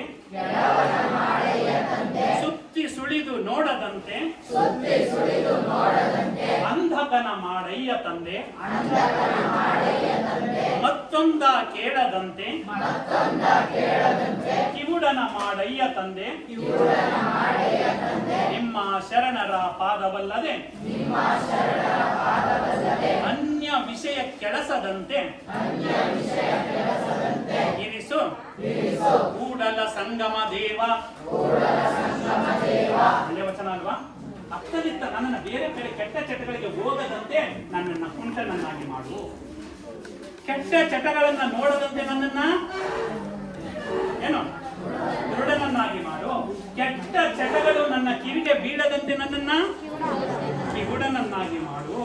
ನಿಮ್ಮ ಶರಣರ ಪಾದವಲ್ಲ ಅಂದ್ರೆ ಒಳ್ಳೆಯ ವಿಷಯವನ್ನ ಬಿಟ್ಟು ಇನ್ಯಾವ ವಿಷಯಕ್ಕೂ ಕೂಡ ನನ್ನನ್ನ ಹೋಗ್ಬೇಡ ಅಂತ ಹೇಳಿ. ಅರ್ಥ ಆಯ್ತಲ್ಲ? ಚೆನ್ನಾಗಿತ್ತ ವಚನ? ಸುಮ್ಮನೆ ಇಷ್ಟ ಆಯ್ತಾ ಅಥವಾ ಏನಾದ್ರೂ ನಿಮ್ಮ ಮನಸ್ಸಿನಲ್ಲಿ ಏನಾದ್ರೂ ಬದಲಾವಣೆ ಆಗ್ತಾ ಇದೆಯಾ? ಯಾರಿಗಾದ್ರೂ ನಮ್ಮ ಮನಸ್ಸಿಗೆ ನಾಟಿದೆ ಅನ್ನೋರು ಒಂದೆರಡು ಕೈ ಹತ್ರ ಯಾರು? ನಾನು ಹೇಳ್ತಿರುವಂತಹ ವಿಚಾರ ನಿಮ್ಮ ಮನಸ್ಸಿಗೆ ನಾಟಿದೆ ಅಂದ್ರೆ ಕೈ ಎತ್ತಿ, ನಾಟಿಲ್ಲ ಅಂದ್ರೆ ಕೈ ಎತ್ತಿ. ಮನಸ್ಸು ನಾಟಿದೆಯಾ? ನಾಟಿಲ್ವಾ? ಅರ್ಥ ಆಗ್ತಾ ಇದೆಯಾ? ನನ್ನ ಕನ್ನಡ ಭಾಷೆ ಅರ್ಥ ಆಗ್ತಾ ಇದೆ. ನಾನು ಕನ್ನಡದಲ್ಲಿ ಮಾತಾಡ್ತಾ ಇದ್ದೀನ, ಇಂಗ್ಲಿಷ್ ಅಲ್ಲಿ ಮಾತಾಡ್ತಾ ಇದ್ದೀನಿ, ಯಾರು ಮಾತಾಡ್ತಾ ಇದ್ದೀನಿ? ನನ್ನ ಕನ್ನಡ ಭಾಷೆ ಅರ್ಥ ಆಗ್ತಾ ಇದೆಯಾ? ನಾನು ಹೇಳುತ್ತಿರುವಂತಹ ಮಾತು ನಿಮ್ಮ ಮನಸ್ಸಿಗೆ ನಾಟಿದೆಯಾ? ನಾಟಿದೆಯಪ್ಪ? ಪರವಾಗಿಲ್ಲ, ಎರಡು ಸಲ ಕೇಳ್ಕೋಬೇಕ. ನಾನು ಸ್ಪಷ್ಟವಾಗಿ ಮಾತಾಡ್ತಾ ಇದ್ದೀನ, ಹೇಳ್ತಾ ಇದೀಯಾ? ಹೇಳಿ, ನಾಚ್ಕೋಬೇಡಿ. ಅದು ಸರಿದಾರ ಬೇಜಾರಿದಾರ ಅಂತ ಹೇಳಿ ಮುಕ್ತವಾಗಿ ಮಾತಾಡಿ, ಯಾವ್ದೇನು ಬೇಜಾರು ಮಾಡ್ಕೊಳ್ಳ. ಗೊತ್ತಾಯ್ತಲ್ಲ? ಕೊನೆಗೆ ಇನ್ನೊಂದೇ ಒಂದು ವಚನ. ಕಲಿಯಕ್ಕೆ ಹೋಗ್ತಾ ಇದ್ದೀರಾ, ಗಣಿತ ಕಲಿಯಕ್ಕೆ ಹೋಗ್ತಾ ಇದ್ದೀರಾ, ಇಂಗ್ಲಿಷ್ ಕಲಿಯಕ್ಕೆ ಹೋಗ್ತಾ ಇದ್ದೀರಾ, ಕನ್ನಡವನ್ನ ಕಲಿಯಕ್ಕೆ ಹೋಗ್ತಾ ಇದ್ದೀರಾ, ಸಮಾಜವನ್ನ ಕಲಿಯಕ್ಕೆ ಹೋಗ್ತಾ ಇದ್ದೀರಾ, ತಲೆಗೆ ಹೋಗ್ತಾ ಇಲ್ಲ. ಏನ್ ಮಾಡೋದು? ಬಿಟ್ಬಿಡೋಣ? ಮರಳಿ ನೀವು ಮರಳಿ ಒಂದು ವಚನ ಇದೆ, ಗೊತ್ತಾಯ್ತಲ್ಲ? ಎಲ್ಲ ಕಲಿತಾ ಇದ್ರೆ ಹೋಗ್ತಾ ಇಲ್ಲ. ಆಗ ಒಂದು ಆ ಶಿವನನ್ನು ಧ್ಯಾನಿಸ್ತಾರೆ. ಅದೊಂದೇ ಒಂದು ವಚನ ಹೇಳಿ ನನ್ನ ಹುಡುಗಿ ಗ್ರಾಮ ಹೇಳ್ತಾನೆ. ನೀನೊಲಿದಡೆ ಹೊರಡು ಕೊನರುವುದಯ್ಯ, ನೀನೊಲಿದಡೆ ಬರಡು ಹಯನಬುದಯ್ಯ, ನೀನೊಲಿದಡೆ ವಿಷವೆಲ್ಲ ಅಮೃತಬಹುದಯ್ಯ, ನೀನೊಲಿದಡೆ ಸಕಲ ಪಡಿ ಪದಾರ್ಥವು ಇದಿರಲ್ಲಿರ್ಪುವು ಕೂಡಲ ಸಂಗಮ ದೇವ. ಪರಶಿವನ ಧ್ಯಾನ ಮಾಡ್ಕೊಂಡು ಓದ್ಬೇಕಾದಂತೂ, ಶಿವ ನಾನು ಓದ್ತಾ ಇದ್ದೀನಿ, ನನಗೆ ತಲೆಗೆ ಉಳಿಯುವಂತೆ ಒಂದು ಅವಕಾಶವನ್ನ ಮಾಡಿಕೊಡು ಅಂತ ಆ ನೀನೊಲಿದ್ರೆ ಕೊರಡು ಅಂದ್ರೆ ಒಣಗಿದ ಮರನು ಕೂಡ ಚಿಗುರುತ್ತಂತೆ, ನೀನೊಲಿದರೆ ವಿಷವು ಕೂಡ ಅಮೃತವಾಗುತ್ತದೆ. ಅಂತ ಸಂದರ್ಭದಲ್ಲಿ ನೀವು ಕಲಿಯೋ ಅವಕಾಶ ಇದೆಯಲ್ವಾ? ಅದನ್ನ ಕಲಿಸ್ಕೊಳ್ಳಿ. ಇವತ್ತು ಸ್ವಾಸ್ಥ್ಯ ಸಂಕಲ್ಪ ಅನ್ನೋ ಕಾರ್ಯಕ್ರಮವನ್ನ ಶ್ರೀ ಕ್ಷೇತ್ರ ಧರ್ಮಸ್ಥಳ ಗ್ರಾಮಾಭಿವೃದ್ಧಿ ಯೋಜನೆಯವರು ತುಂಬಾ ವಿಶೇಷವಾದಂತಹ ಕಾರ್ಯಕ್ರಮವಾಗಿ ಜ್ಞಾನ ಜ್ಯೋತಿ, ವಿಶೇಷವಾಗಿ ಜ್ಞಾನ ಜ್ಯೋತಿಯನ್ನ ಇಲ್ಲಿ ಒದಿಸಿದ್ದಾರೆ. ಆ ಜ್ಞಾನ ಜ್ಯೋತಿಯ ಬೆಳಕಲ್ಲಿ ನೀವು ಬೆಳಕಾಗುವಂತಹ ವಿದ್ಯಾರ್ಥಿಗಳು ನೀವಾಗ್ತೀರಿ. ಆ ಜ್ಞಾನದ ಬೆಳಕಲ್ಲಿ ಕೆಳಗಡೆ ಬೆಳಕಲ್ಲೂ ಕೂಡ ಒಂಚೂರು ಕತ್ತೆ ಇರುತ್ತೆ, ಹೌದಾ? ದೀಪ ಉರಿತಾ ಇರುತ್ತೆ, ಉರಿಯುವಾಗ ಕೆಳಗಡೆ ಏನಿರುತ್ತೆ? ನೀವು ಮೇಲೆ ಬೆಳಕಿನಲ್ಲಿ ಬೆಳಕಾಗ್ತಿರೋ ಅಥವಾ ಆ ದೀಪದ ಕೆಳಗೆ ಕತ್ತಲೆ ಆಗ್ತಿರೋ? ಗೊತ್ತಾಯ್ತಲ್ಲ, ಹೇಳಿದ್ನಲ್ಲ. ಇವತ್ತು ನೀವು ನೆರಳಲ್ಲಿ ಕೂತಿದ್ದಾರೆ ಅಂದ್ರೆ ನಿಮ್ಮ ತಂದೆ ಅಥವಾ ಯಾವುದೋ ಒಂದು ಮರದ ಕೆಲಸವನ್ನ ಮಾಡ್ತಾ ಇದ್ದಾರೆ, ಅಥವಾ ಗಾರೆ ಕೆಲಸವನ್ನ ಮಾಡ್ತಾ ಇದ್ದಾರೆ, ಅಥವಾ ಗಾರ್ಮೆಂಟ್ ಕೆಲಸವನ್ನ ಮಾಡ್ತಾ ಇದ್ದಾರೆ, ಅಥವಾ ಪ್ಲಂಬರ್ ಕೆಲಸವನ್ನ ಮಾಡ್ತಾ ಇದ್ದಾರೆ. ಅದನ್ನ ನೆನೆಸ್ಕೊಳ್ಳಿ, ಅವರ ಬೆವರಿನ ಪರಿಶ್ರಮ ಇದೆ ಅಂತ ಭಾವಿಸ್ತಾ ವಿಶೇಷವಾಗಿ ನಾನು ಮುಂದಿನ ಸಲ ಮತ್ತೆ ಬರ್ತೇನೆ. ಪರವಾಗಿಲ್ಲ ಸರ್, ಜ್ಞಾನ ಜ್ಯೋತಿಯಲ್ಲಿ SSLC ವಿದ್ಯಾರ್ಥಿಗಳು 100% ಫಲಿತಾಂಶ ಬಂತು, ಅನೇಕರು 90%ಕ್ಕಿಂತ ಹೆಚ್ಚು ಅಂಕಗಳು ಬಂತು ಅಂತ ನಮ್ಮ ಸೋಮಶೇಖರ್ ಸರ್ ಮತ್ತೆ ಸಂಜಯ್ ಮೇಡಮ್ ಹೇಳಿದ್ರೆ ನನಗೆ ಅತೀವವಾದಂತಹ ಖುಷಿ ಆಗುತ್ತೆ. ಆ ರೀತಿ ನೀವು ಜಾಸ್ತಿ ಮಾರ್ಕ್ಸ್ ತಗೊಂಡ್ರೆ ನಮ್ಮ ಲಾಭ ಅಲ್ಲ, ಅವ್ರಿಗೆ ಲಾಭ ಅಲ್ಲ, ಯಾರಿಗೆ ಲಾಭ? ನಿಮಗೆ ಲಾಭ. ಅಂತಹ ಲಾಭವನ್ನ ನೀವು ಪಡ್ಕೊಳ್ಳಿ ಅಂತ ಹೇಳ್ತಾ ಹೊರಡುವೆ ನಾನು, ಹೊರಡುವೆ ಮುಂದೆ, ಬರುವುದು ವಿಶ್ವವು ನನ್ನಯ ಹಿಂದೆ. ಬರುವೆನು ಭುವಿಯನ್ನು ಬೆಳಗಿ, ಬಸವನ ಬೆಳಕೆ ಎಲ್ಲಾಡಿ ಬಂದೆ, ಭಾರತವೆಲ್ಲ ಸುತ್ತಾಡಿ ಬಂದೆ ಅನ್ನೋ ಒಂದು ಸಿದ್ದಯ್ಯ ಪುರಾಣಿಕರ ಈ ಒಂದು ಕವಿತೆಯೊಂದಿಗೆ ಈ ಧರ್ಮಸ್ಥಳ ಗ್ರಾಮಾಭಿವೃದ್ಧಿ ಯೋಜನೆಯವರು ಆಯೋಜಿಸಿದಂತಹ ಸ್ವಾಸ್ಥ್ಯ ಸಂಕಲ್ಪ ಕಾರ್ಯಕ್ರಮದಲ್ಲಿ ದುಶ್ಚಟಗಳ ವಿರುದ್ಧ ನಮ್ಮ ಸಮರವಾಗಬೇಕು. ಬೀಡಿಯನ್ನ ಸೇದೋದಿಲ್ಲ, ಸಿಗರೇಟ್ ಅನ್ನ ನೋಡೋದಿಲ್ಲ, ಮದ್ಯ ಸೇವನೆ ಅಂತೂ ಮಾಡೋದೇ ಇಲ್ಲ, ಗಾಂಜಾವಂತೂ ಹೆಸರು ಕೇಳಿದ್ರೆ ನನಗೆ ವಾಮಿಟ್ ಬರುತ್ತೆ ಅನ್ನೋ ಒಂದು ಭಾವವನ್ನ ತಳೆದಾಗ ಮಾತ್ರ ನೀವು ಜೀವನದಲ್ಲಿ ಏನಾದರೂ ಯಶಸ್ಸಿನ ಶಿಖರವನ್ನ ಏರೋದಕ್ಕೆ ಸಾಧ್ಯ ಆಗುತ್ತೆ. ನಾನು ಕೂಡ ಮುಂದೆ ಬರಬೇಕು. ಯಾವ್ದಾದ್ರು ಮೈಸೂರಲ್ಲಿ ಒಂದು ತಾಲೂಕು ಆಫೀಸಲ್ಲೋ ಅಥವಾ ಒಂದು DC ಆಫೀಸಲ್ಲೋ ಅಥವಾ ಒಂದು ಮಹಿಳಾ ಮತ್ತು ಮಕ್ಕಳ ಕಲ್ಯಾಣ ಕಚೇರಿಯಲ್ಲೋ ನೀವು ಯಾರಾದ್ರೂ ಕೂತಿದ್ರೆ, ಸಾರ್ ನೀವು ಅವತ್ತು ನೀವು ಮಾತಾಡೋದಲ್ಲ ಸಾರ್, ಆ ಮಾತಾಡೋದ್ರಿಂದ ನಮ್ಮ ಪರಿಣಾಮವಾಗಿ ನಾನು ಚೆನ್ನಾಗಿ ಓದಿ ಇವತ್ತು ನಾನು ಏನಾಗಿದ್ದೀನಿ, ತಹಶೀಲ್ದಾರ್ ಆಗಿದ್ದೀನಿ ಅಂತನೋ, DC ಆಗಿದ್ದೇನೆ ಅಂತನೋ, ಮಹಿಳಾ ಮತ್ತು ಮಕ್ಕಳ ಕಲ್ಯಾಣ ಅಧಿಕಾರಿ ಆಗಿದ್ದೀನಿ ಅಂತ, ಆಗ ನಾನು ಈ ಡೈರಿ ತಗೋಬರ್ಬೇಕು, ಒಂದು ಸೈನ್ ಹಾಕೊಡಿ ಸರ್, ಸೈನ್ ಹಾಕೊಡಿ ಮೇಡಮ್ ಅಂತ ನಿಮ್ಮ ಹತ್ರ ನಾನು ಬರಬೇಕು. ಆ ರೀತಿ ಆಗ್ತೀರಾ? ಖಂಡಿತ. ಆ ಒಂದು ಸಂಕಲ್ಪವನ್ನ ಇಟ್ಕೊಂಡು ಆ ರೀತಿಯಲ್ಲಿ ಆ ದಾರಿಯಲ್ಲಿ ಮುನ್ನಡೆದಿದ್ದೆ ಆದರೆ ನೀವು ಏರುವಂತಹ ಶಿಖರ ಫಲಪ್ರದವಾಗುತ್ತೆ, ಒಳ್ಳೆಯ ಭವಿಷ್ಯ ನಿಮ್ಮದಾಗುತ್ತೆ ಅಂತ ಹೇಳ್ತಾ ನನ್ನನ್ನು ಕೂಡ ಶಾಲೆಯಲ್ಲಿ ಪಾಠವನ್ನ ನಮ್ಮ ಮಕ್ಕಳ ಜೊತೆ ಮಾಡ್ತಾ ಇದ್ದೆ. ಆದರೆ ಅವತ್ತು ಪ್ರೈಮರಿ ಶಾಲೆಯಲ್ಲಿ ಮಾಡ್ತಾ ಇದ್ದೆ. ಇವತ್ತು ಪ್ರೌಢಶಾಲೆ ಮಕ್ಕಳಲ್ಲಿ ಒಂದು ಕಮ್ಯುನಿಕೇಶನ್ ಆಗುವಂತಹ ಒಂದು ಆಸೆಯನ್ನ ಇಟ್ಕೊಂಡು ಇಲ್ಲಿ ಬಂದೆ. ಅರ್ಧ ಗಂಟೆ ಕೊಟ್ಟಿದ್ದೆ, ಒಂದು 15 ನಿಮಿಷ ಹೆಚ್ಚಾಗಿರೋದು ಮಾತಾಡ್ತಾ ಹೋಗ್ತಿದ್ರೆ ಆ ಮಾತು ಸಮಯದ ಅರಿವೇ ಇರೋದಿಲ್ಲ ನನಗೆ. ಆ ಸಮಯದ ಮುಖಾಂತರ ನಮ್ಮ ರೂಪ ಮೇಡಮ್ ಕೂಡ ಅರ್ಧ ಗಂಟೆ ಕೊಟ್ಟಿರೋದ್ರಿಂದ ಈ ಒಂದು ವಿಷಯಗಳನ್ನ ನೀವು ಜೀವನದಲ್ಲಿ ಅಳವಡಿಸಿಕೊಂಡು ಭವ್ಯ ಭಾರತದ ಪ್ರಜೆಗಳಾಗಿ ರೂಪುಗೊಳ್ಳಿ ಅಂತ ಹೇಳ್ತಾ ನಮ್ಮ ಜ್ಞಾನ ಜ್ಯೋತಿ ವಿದ್ಯಾಲಯದವರು ಕೂಡ ನಮ್ಮನ್ನ ಈ ಒಂದು ಕಾರ್ಯಕ್ರಮದಲ್ಲಿ ಮಾತನಾಡಲು ಅವಕಾಶ ಮಾಡಿಕೊಟ್ಟಿದ್ದಾರೆ. ಜ್ಞಾನ ಜ್ಯೋತಿ ವಿದ್ಯಾಲಯದ ವಿದ್ಯಾರ್ಥಿಗಳ ಬಾಳು ಬೆಳಕಾಗಲಿ ಅಂತ ಹಾರೈಸ್ತಾ ನನ್ನ ಒಂದೆರಡು ನುಡಿಗೆ ವಿರಾಮವನ್ನು ಹೇಳ್ತಾ ಇದ್ದೇನೆ. ಜೈ ಬಸವ, ಜೈ ಶರಣ.